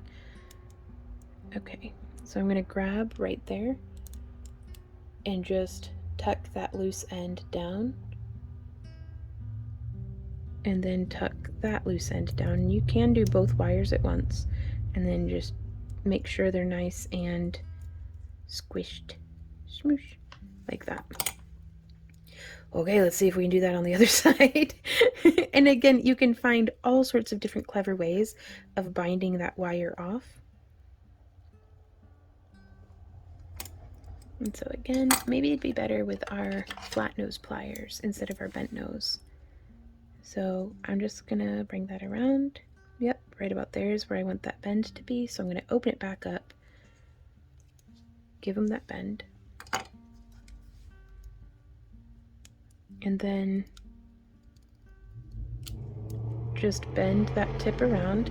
I don't know what kind of drag racing the neighbors are doing, but oh my gosh. It's probably them on their little moped. Anyways.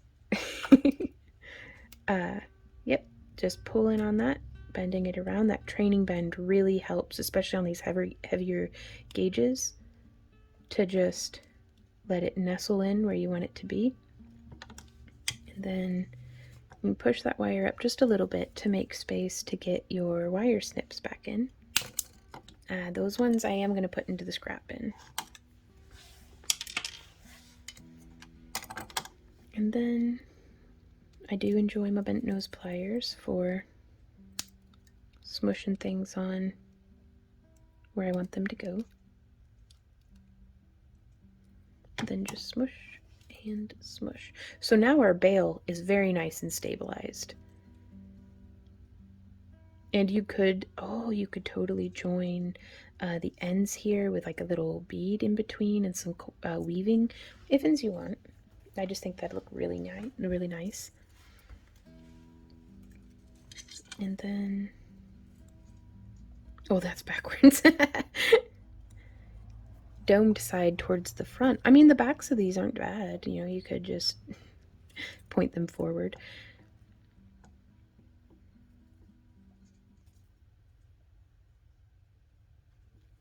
So that's how that's going to be setting in our frame that we've made. And so now I'm going to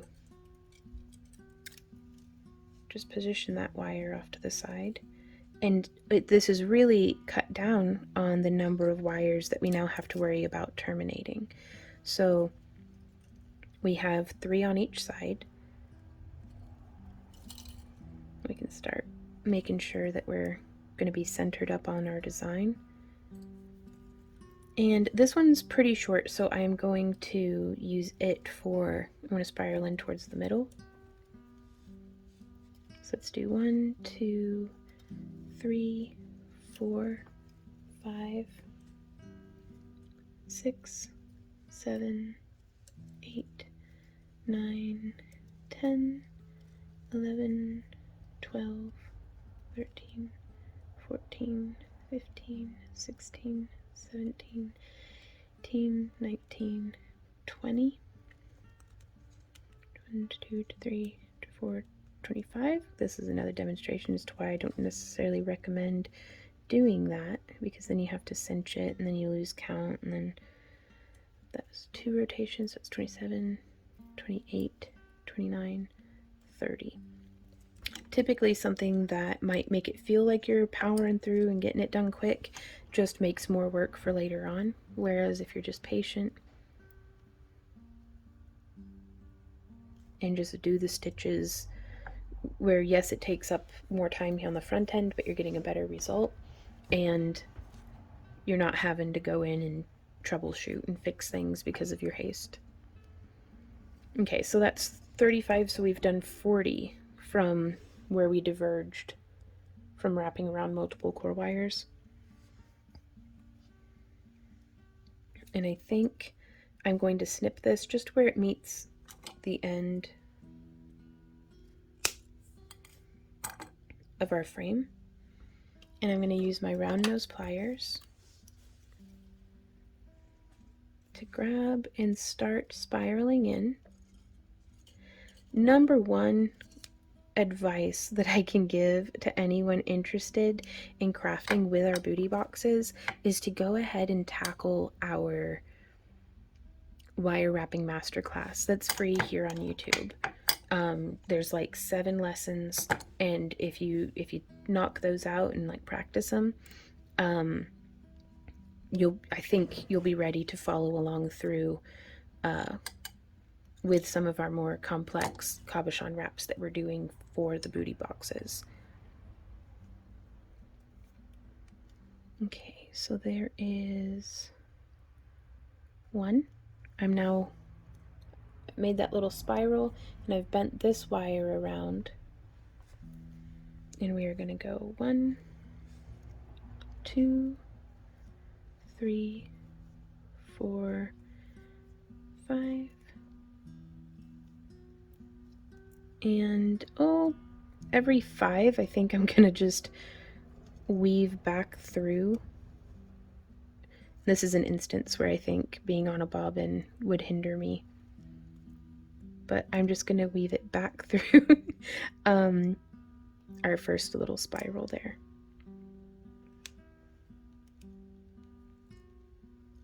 So there's just another stabilization wire. I just went more than one tiny little 28 gauge wire connecting our layers here. So then there's 1, 2, 3, 4, 5. And again, we're going to sew this stitch.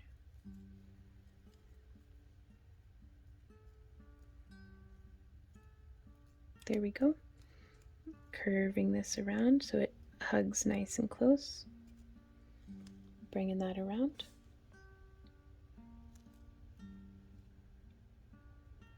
And then 1, 2. Do I want to get one more out of this?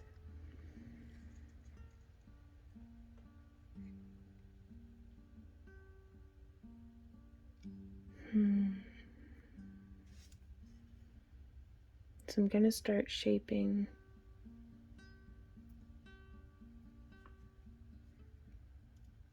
Yeah, I don't think I want to get one more connection. So there's...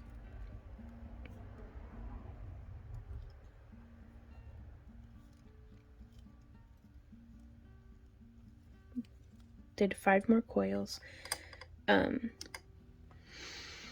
I think I'd like to finish it with a little spiral here.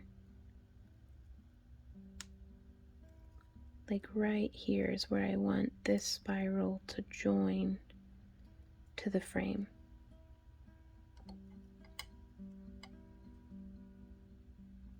So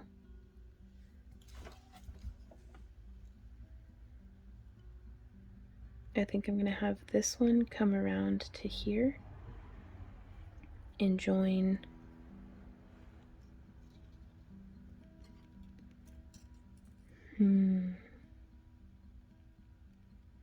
Oh my gosh, y'all, we can make the back of this so beautiful. A piece of art in its own right. Do you want to? Let's do it. Okay, so we're gonna throw in some crazy figure 8 weave out of nowhere. Boom. So I'm actually going to snip this wire where it will be between the cab and the, just sandwiched between the core and the cab. And I don't think that's going to be enough wire. So I'm just going to leave that set off to the side. We can, use it as a perfectly usable scrap. But I am going to pull off another, shoot, let's go 4 feet. Yeah, we're going to do 4 feet of wire. And each of these on the side, what I'm thinking, y'all, is a little figure 8 kind of like widening up to hold the shoulders. And that's as far as I've thought. But, I mean, it had me in the first half, so let's go. So we're going to have our inch of tail. There's 1, 2, 3, 4, 5. Compress that together. And I'm just bringing this down. I'm going to go ahead and leave the tail traveling out that way. But now we're going to wrap 1, 2, like that. In fact, we can even bend this up just a little bit, just to give us some space. So there's 1, 2, cross. And this is the same weave that we had used in January's booty box project to make the bail. So that exact same weave. So we're wrapping once and twice around the core wire and then coming across. 1, 2. And what I mean by coming across is instead of just wrapping around like this, we're figure 8ing around. So that is how our wire, so we're going to do 1, 2, and then it comes around, and 1, 2. And that second wrap does so much to help stabilize. So I'm going to zoom back out just a bit. 1, 2, 1, 2. So I'm looking at this, and this is how I kind of want the, what is that poking me? Where did that, how did you even, what are you doing? How did you get there? Why are you like this? I'll go snip it. Basically.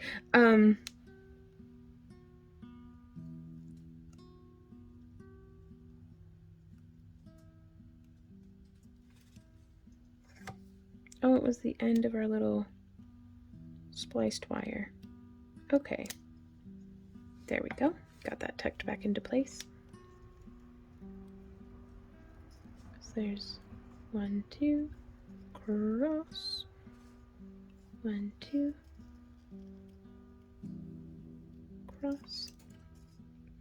But yeah, I wanted this wire stabilized, but I only wanted to have to join right here where there's already a little point. And so I figured by having them stabilized together on the way down, that would just be kind of cool.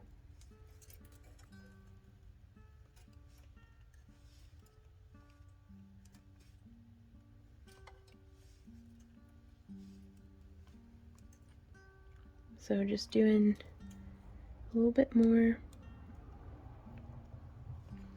And now as we start to get to the curve, we can do 3 wraps before crossing over and doing just the 2. So there's 1 and 2, then there's 1, 2, 3, 1, and that's the second wrap. So there's 1, 2, 3, squish, 1, 2, and I think that's just going to help build that little bit of a curve. 1, 2, 3. There's 1, 2, 1, 2, 3. 1, 2.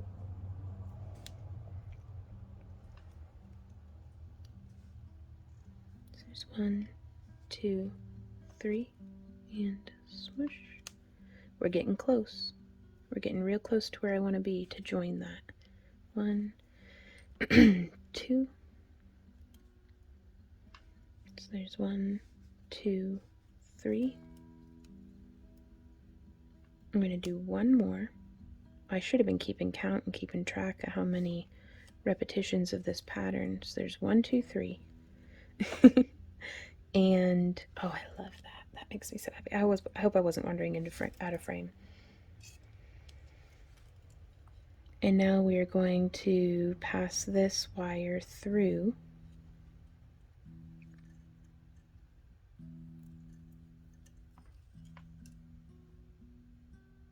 And it can be kind of tricky because there's not always a ton of space between. But I am just going to thread through.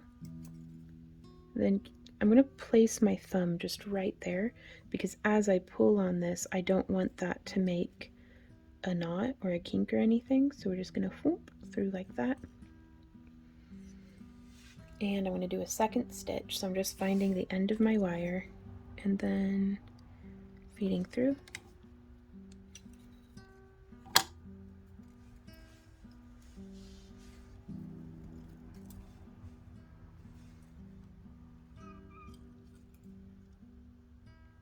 And bringing that down. So there are 2 stitches for joining just there on the side.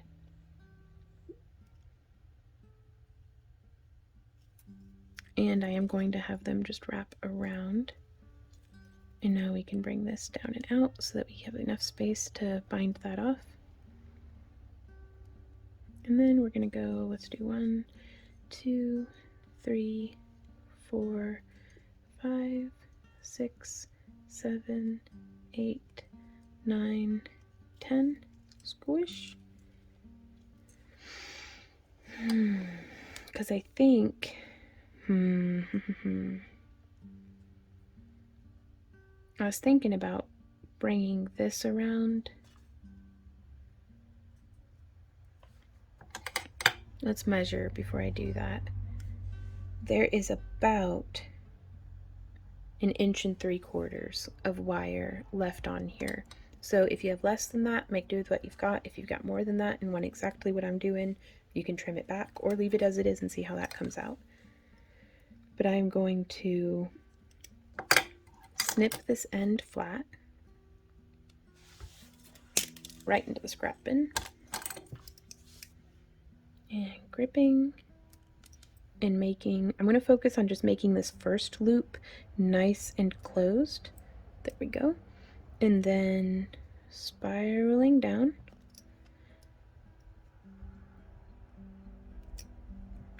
So now from here, we can join these two wires together with this little bit if we want. Though I am going to say there's 1, 2, 3, 4, 5, 6, 7. I'm going to try to get as much use out of this as I can. At this point, I am going to stop counting. I know, after for so long. I'm just using up the rest of our wire here because we're going to be splicing in. So it's not that I have to count to make sure it terminates at the correct location. I'm just going to I just want some overlap.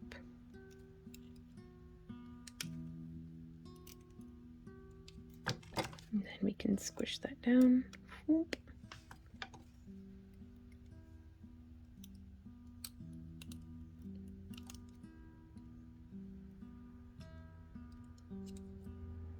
And I think we've reached the last gnarled little bit of use out of this wire, so I am going to snip that again on the side that is going to be sandwiched between the cab and the frame.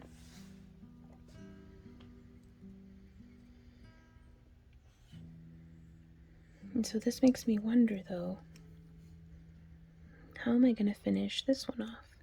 I guess we could bring it around, join it back together there, and bind the end of the spiral off. Because the whole goal of this is to make a very stable and secure base. And I don't know yet what the stone's going to need. So, I mean, is that too wide of a pocket? Could the stone slip out? I don't think so. But also, if this lifted, I'd hate to risk it. So I think we are going to have a little whoop, spiral over here.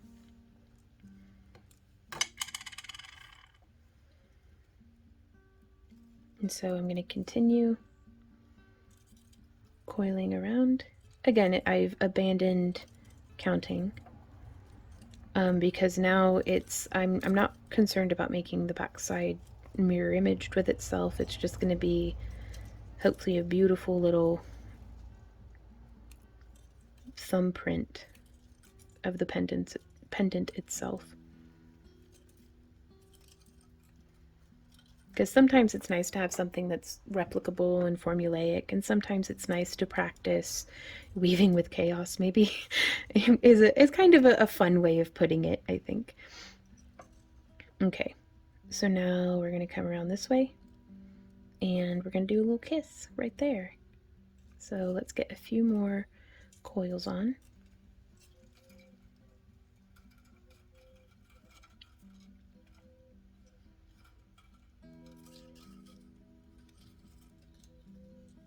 Yep, that brings it plenty around. So now I'm just going to wrap around both for 1, 2, I like 5, so let's do 5. There's 3, 4, and 5. And now we're going to go right back to just coiling around just the one.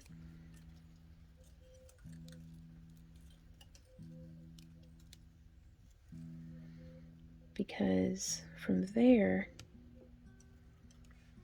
we can start shaping this around. And we'll be able to close that off on the back. Now, we can grab this extra bit of wire that we have here. And I'm going to bend this wire out of the way, this weaving wire. And I want to splice it in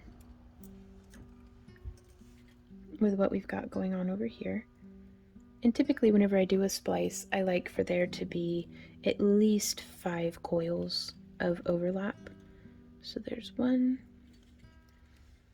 And again, if you just make sure, like the main thing to keep an eye out for, rather, because nothing in crafting is as easy as, well, if you just. It's like, no, there's like at least, anywhere from 3 to 100 things to be keeping an eye out for that could be possible culprits as to why it's not coming out the way that you want.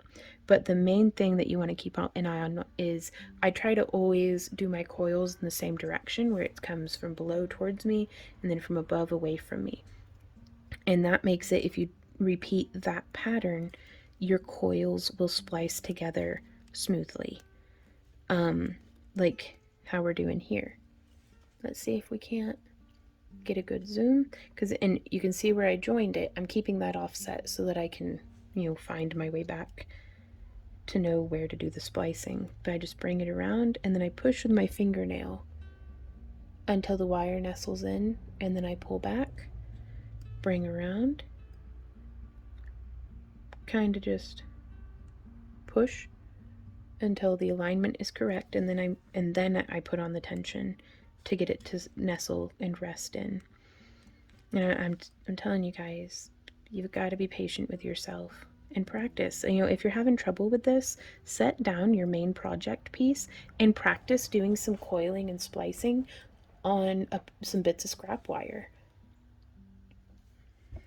It's okay to not be as good as you want to be at something, especially if you're just starting out, especially if you're challenging yourself with a new style or, something like that. So, imagine how much more you'll learn if you cut yourself a break and just enjoy the learning process without striving for perfection right out the gate. Perfection is so limiting. I mean, it's nice, don't get me wrong. Everybody loves it when they, whenever I pop out a perfect spiral, I'm like, oh, yes. But, I don't hate every spiral that comes out that wasn't perfect.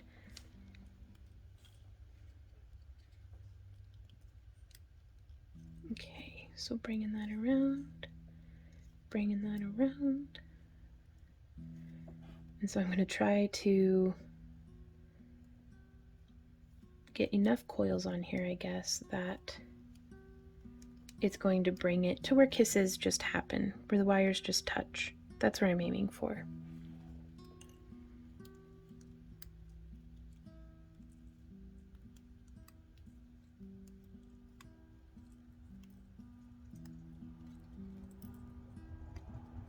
Sometimes it takes a while. That's okay.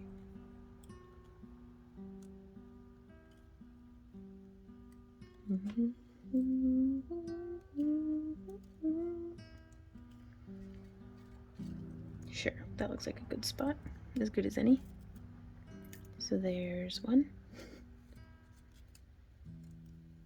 Bringing that wire through.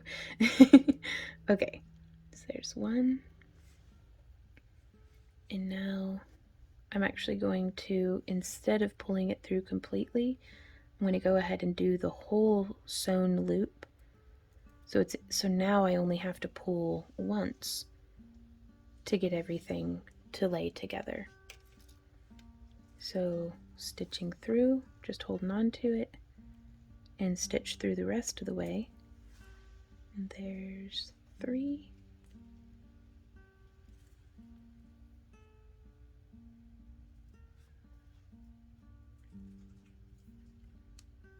And there's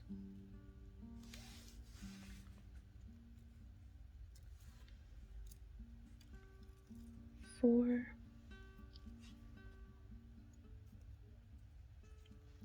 There's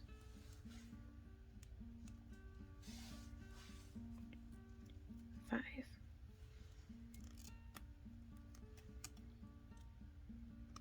And now I'm going to do some coils. There's 1, 2, 3, 4, 5, 6, 7, 8, and 10.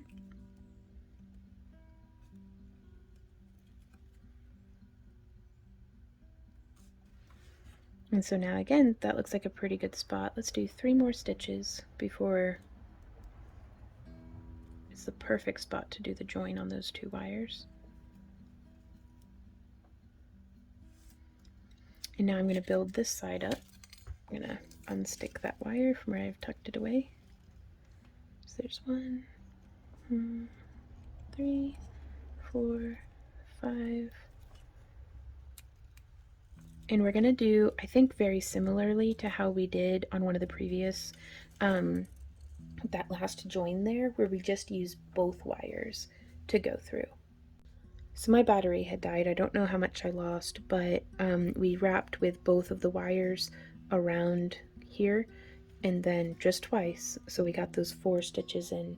And then I'm just going to take one, it doesn't matter which, and I'm going to cross it over like that. Okay guys, we got the phone charged and that's what I record on. But yeah, so like I had shown y'all, we just did 2 wraps with both wires and then crossed that one over. And now we're gonna 1, 2, 3, 4, 5, 6, 7, 8, 9, 10. Because I'd always rather the wire be a little bit more tightly coiled than, you know, not. And I'm going to bring this around.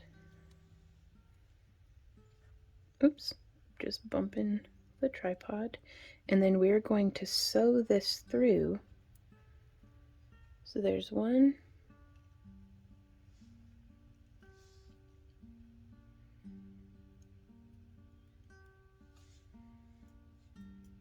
And then 2 stitches.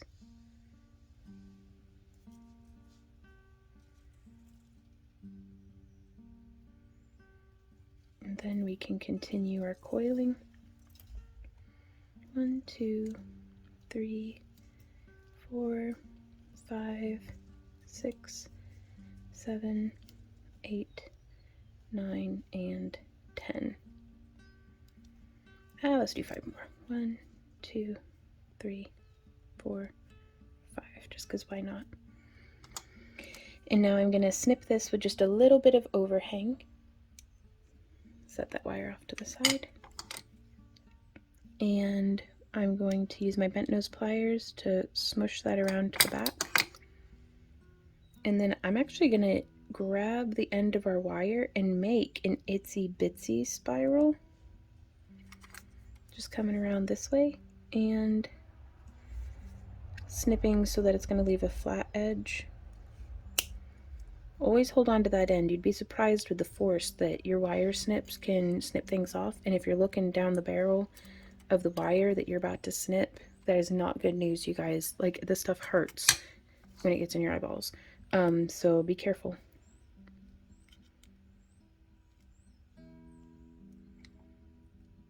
And it's just a good habit to be into if you're ever in like a class scenario or situation or something where you don't want to be pinging wire, you know, to the person across from you.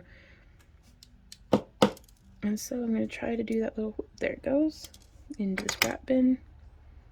Test touching, no pokey bits. I mean, that's this is coming out really good. I almost feel like, I mean, the front is beautiful, don't get me wrong. I love it, but I love the style of the back as well. And y'all, I think this, if you have a clear cab or a translucent cabochon, this would just be amazing because that, you know, you'd be able to see the spirals and stuff through to the front. So fun different design options. But this is definitely going to keep, we're not going to have to worry about our stone coming out. Or if you're like me and whenever you wear like a pendant on a chain like this and it always has the tendency to like flip around and stuff. What a beautiful backside on our wrap here today.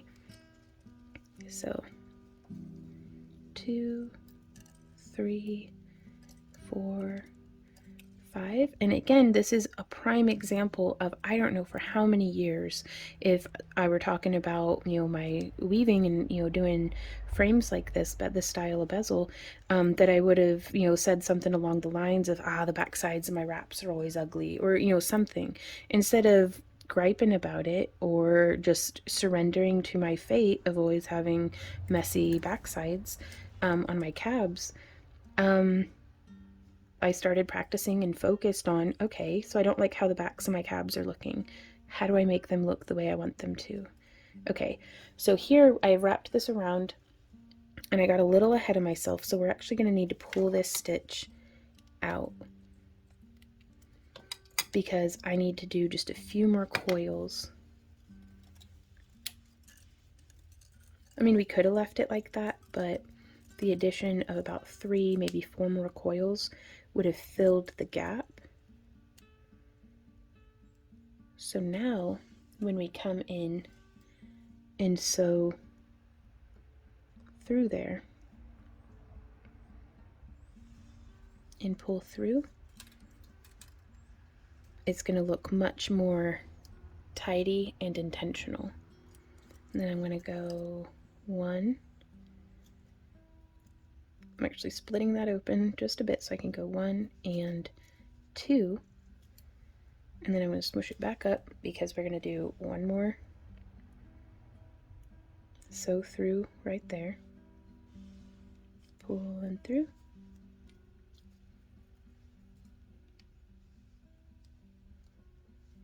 And now we can go 1, 2, 3, 4, and 5. Now I am not going to snip this though because we have the whole other half of this to figure out how we want this to go down.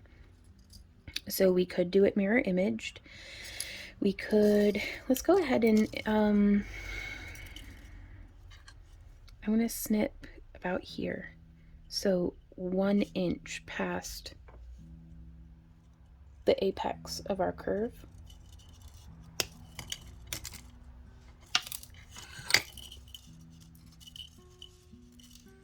And I'm going to grab, and I'm going to focus on making the closed little loop of the spiral first.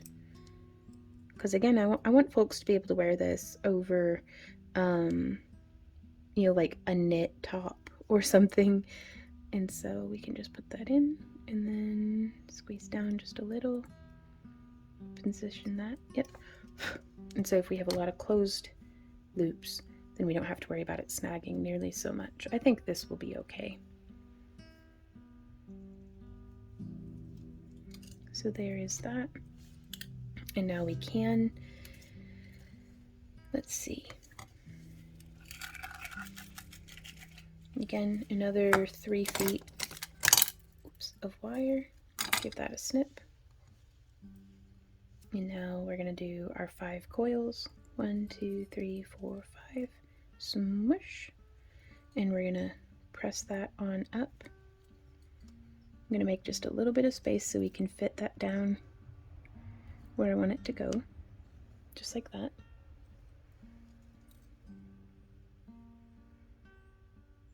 And we're going to bend those around, and I'm going to try to mirror as much as possible. Just 1, 2, 1, 2. We're going to try to mirror this other side. 1, 2, 1, 2, 1, 2, 1, 2. Now, if I were very meticulous, I would have counted to have seen how many stitches I did before adding in the expansion stitch, where instead of doing 2, 2, I started doing 2, 3. And little details like that, like just little mile markers of, you know, 10 or 15 stitches in, I started doing, you know, the expansion. Well, now if I do that same thing on the other side, it helps me to be more mirror imaged, more symmetrical kind of thing.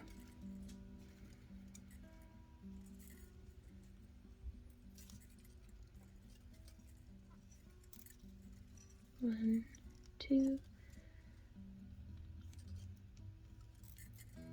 But I'm not so worried about being meticulous right now. I'm just having fun, and I'm so excited to see how this comes out.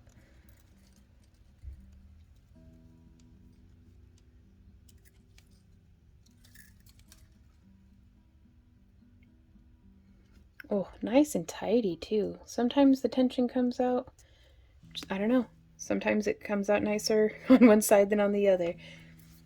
And so before I get too far ahead of myself, I am going to go ahead and break that off. Again, whoever came up with that was brilliant. And like every trick in the toolbox, not everything is for every instance, but sometimes it's perfect. Sometimes it's the right tool for the job.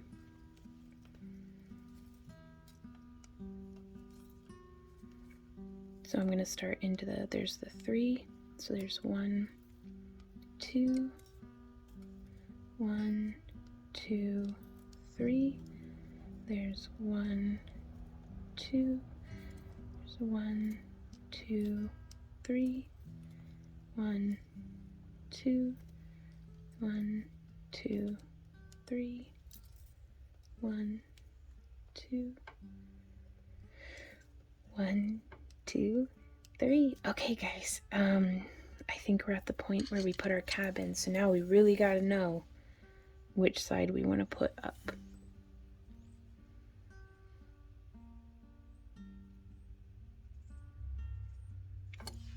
I think I like it this way best, so I'm just going to slide our cab in there on the side, make sure it's nice and nestled, and now we're going to do those 2 whip stitches. I'm going to get this one out of the way.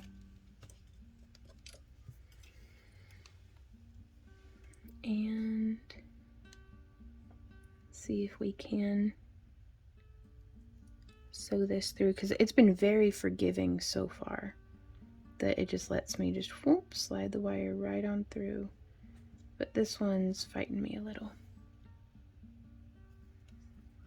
So we might get in there just a tiny bit. Make just a little bit of space.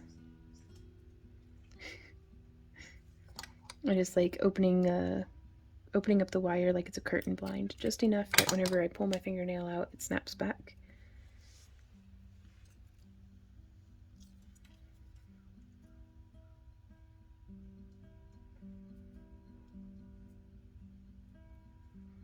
So that was one. Let's go ahead and do a second.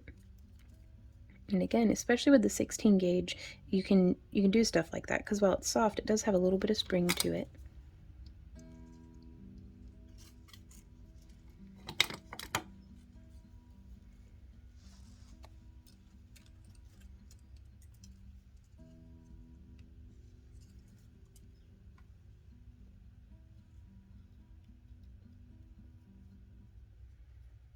Okay. So I think for on this side, 2, 3, 4, 5, 6, 7, 8, 9, 10, past where we did the connection. I'm gonna start coiling this down into a spiral.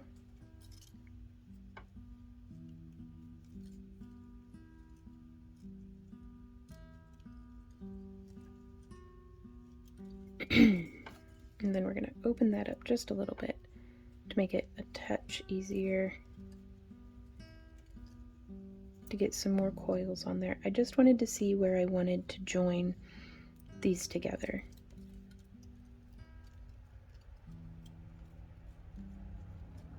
So that was another 10, and that was me rushing. So now let's see what problems I made for myself. None. Oh my god, so far. Oh my gosh, that actually that worked. And so now I am going to continue making an itsy bitsy spiral, because I do not want to risk my pliers slipping. So now I'm gonna snip. We've made the curve that I am happy with, and now I'm going to take it and I'm going to lift it past where I want to cut, and that way I can cut just boop into the scrap bin. And now from here We can make sure our wire's still nice and tidy. And we just position that around. And that little loop's just going to come to rest right there. And we can go, there's one. And I'm going to sew up through our little loop, because again, I don't want just one 28 gauge wire holding things together. So there we go. Yep, through like that. Untangle myself from my pliers. Let's see if we can pull this through without making a little kink. I'll be impressed. Oh my gosh, color me impressed. Normally that would have kinked, but what luck we have this day. Okay, and so again from here, I'm just gonna make a little bit of space so that that wire can nestle in. And then, so there's 1, 2, 3, 4, 5, 6. We can actually bend this out and away. Let's see. I think we're good on this one, so I'm going to snip this with enough of a little bit of a tail on it that I can smush it behind. Oop, wandering out of frame. But yeah, I just want to get that nice and tucked. So no snagging or anything like that. And now from here we can freely, no we can't, because I folded over myself. There we go.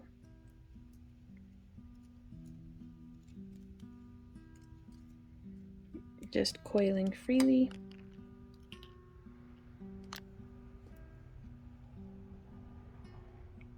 And I think what I'm going to do is I'm going to have this come down, touch a connection there, and then finish it.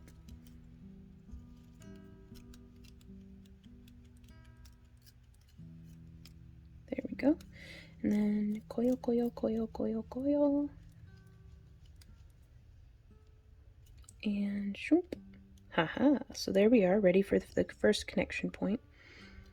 And we could have done, oh, maybe we should have done that. Or maybe, I like that. I like that, okay. And so now, just sewing through there. And there's one. Then it's my neighbors. There we go. There's 1, 2. Then there's 3.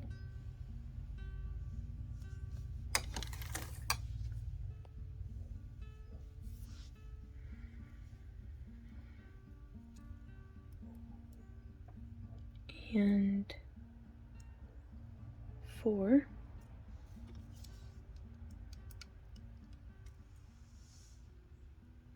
We'll do 1 to grow on. I don't know why I said that. It's 5. We were shooting for 5 anyhow. And now let's do just a few coils. There's 10. And now we can sew through. There's 1.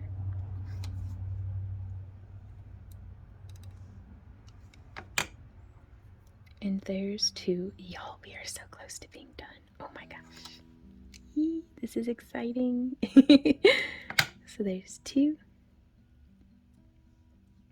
I'm going to bend that out just a bit, because now we get to just finish off that wire.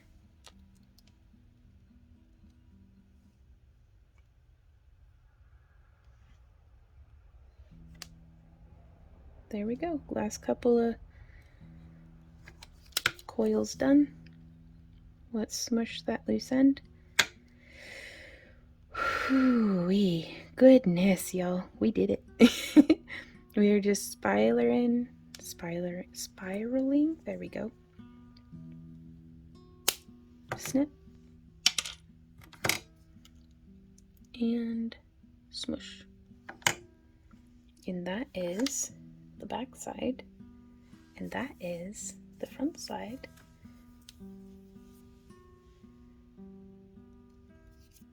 Of our pendant. Now again, we've got a little bit more lifting than what I want right here, so we can actually come in, if we're willing to take a risk, with our nylon jaw and smush those in just very, very gently. There we go. And there is not, I mean, there's a bit of wiggle, but I bet if we come through and just tighten with just our fingertips around the stone, no wiggling. So that is a way of making a crossover style frame. So this video's bonus project for this month's Booty Boxes and Craft Along kits is to just make a coiled beadless ring.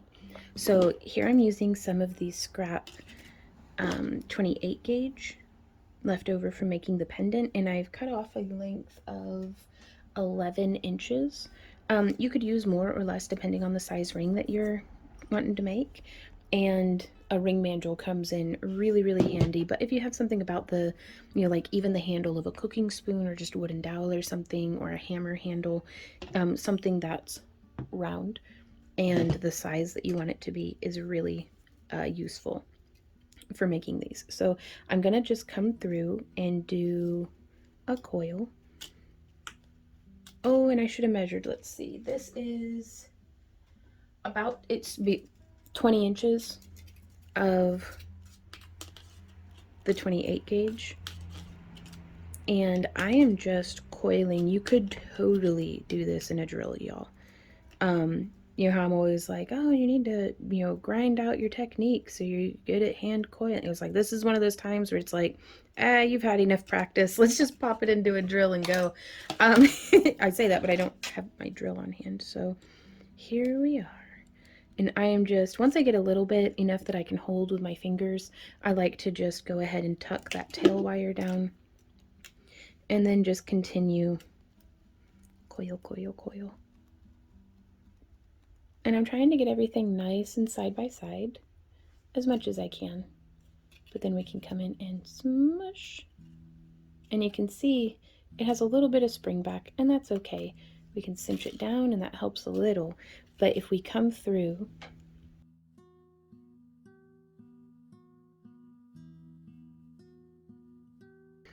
and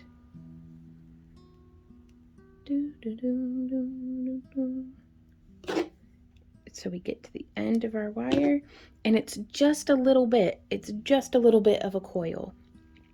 So I'm gonna make, let's see, what size am I wearing right now? I'm gonna make a size 8. I'm gonna start it on a size 9 though. And so I'm just gonna move this wire to the center-ish of our wire, and I'm gonna bend it around, and we can see I do need to extend this a little bit, and we could splice in more, or we can just kind of stretch out this coil. And I cut off probably way more than what I needed of this wire, but it's nice to have a little bit of wiggle room. So I'm just scooching this, stretching it out kind of into a slinky. Oop, but I want to try to be nice and even about it. There we go. So, and the reason why I'm on the size 9 instead of the size that I want to end up being is whenever we do these wraps around the band of the ring, it's going to take up space. So right where the wires cross, I'm going to press my finger down, and it's like doing a half of an itsy bitsy spiral, which is where, we take the wire and we hold it and put it between your fingers, like, check out the wire wrapping masterclass on spirals, which, let me go ahead and link that. So yeah, there should be a little bit of a card popping up on the screen for the wire wrap masterclass spiral episode lesson that I think will be really helpful to y'all as far as the itsy bitsy spirals go. So now I'm going to take this, and using my ring mandrel in place of what my left hand would normally be doing, I'm going to press my finger and come around. And then we can just tighten this in just a little bit more. And I'm alternating which wire it is that I'm grabbing, and we're just going to make this little rosette. And you could have them be very wide and airy. I'm going to make this one a little bit more close to where it's really butted up against itself. And now from here we can take our ring off the mandrel. Ooh, gravity works. And you can see it just spreads it out a little there on the band. And I am going to take my pliers. You could use flat nose or whatever you have. I just want to do a training bend, because as I loop this through, that's where I want the wire to fall into place. And I'm going to do that on both sides. And I'm going to bend this around. And whoop. And again, bracing with my thumb as I pull through, you can see how it just nestled right into where we wanted it to be. And I'm like, oh, thank goodness. So, and to keep this stabilized, I'm going to butt it up. I'm going to pass this through, but I want to kind of wrap this on top of the coiling if I can, just to wedge it in place. So there's 3 wraps. It's a nice round number. And I start counting from here. So there's 1, 2, and it'll end on 3. So I'm going to snip this with just a little bit excess. And our friend Nicole has recommended to use all these little scrap bits of wire to make our own jump rings. So we will actually be covering how to hand saw our own jump rings. You know, and we'll go over using nippers and flush cutters as well. But in next month's booty box video, which again, you've already made it to the end, so hopefully I've conveyed this already, but you do not have to be a YouTube channel member. You don't have to be a Patreon. You don't have to nothing to follow along and enjoy these videos and participate in what we're doing. We just want to give you guys options for if you do want to use, you know, the same materials and stuff. Like, that's kind of the point of the booty boxes, is to help you along as much as we can, but it is not required. So you use whatever wire, whatever materials and stuff you may already have on hand. So we're just wrapping that around and snip. And now I'm going to come through and use my bent nose pliers I just want to compress that end down so there's nothing pokey to snag either my skin or my clothing or my hair or anything like that. And we're just, and you could finish it in a spiral as well. Personal preference, artist's choice. And so there is our little ring, and we could totally hammer this if you wanted to hammer it. But you can see, oh, it made it kind of a snug 8. We can push it down on the mandrel and stretch it back out, and I'm going to show you what that looks like. So it's just kind of, I like mandrels that don't have these notches, like gradiated, great graduation marks, I don't know. A perfectly smooth mandrel is very nice for stretching on. Because you don't get kind of caught in those lines. But you can take a hammer and just with it on the mandrel, tap, tap, tap. You could even, if you don't have a hammer and you want it a little flatter, just use the back of your pliers to hammer that out a little bit. And that is, oh, I love it. Oh, that is how to make your own coiled beadless ring out of, technically, we could have done this out of scrap wire. It was half scrap at least. But yeah, next month we'll be going over how to make your own jump rings. Hey guys, thank you so much for hanging out with me during this video. I do hope that it was helpful to you. There should be some pictures if Future Vaughn is editing correctly, which I believe in you, girl. You can do this. Please, you can do this. future Vaughn is notoriously bad about editing. But anyways, I'm gonna stop crap talking myself. There should be some pictures edited in here of folks who followed along with our January craft along kit projects. So y'all make me so proud as a teacher. So thank you guys so much for sending that in. If you follow along with this video for our crossover wire frame tutorial, I don't even know what we're gonna call this at the time of recording, but it's a crossover frame tutorial. We're going over that technique of doing the crossover and a little crossover bail. So if you guys followed along with this and want to share pictures of what you made, you can send them to me in an email, backtoearthcreations@yahoo.com is where if you could send it there. And the sooner you get it sent in, the higher a likelihood of it making into the next month's video. But no need to rush, because you can send in at any time, and I will feature y'all up here on the screen, just because y'all make me so proud. Like, I cannot emphasize that enough. Y'all are so awesome and crafty, and just your creativity inspires me. Like, so yeah, anyway, thank you guys for being here and for being you, and I will see y'all in our next video. But yeah, leave any questions, comments, or ideas down below. I love hearing from you guys, and we will see y'all next time. So until then, happy crafting. Mwah! Bye. Oh, it's video. I was supposed to be taking a picture.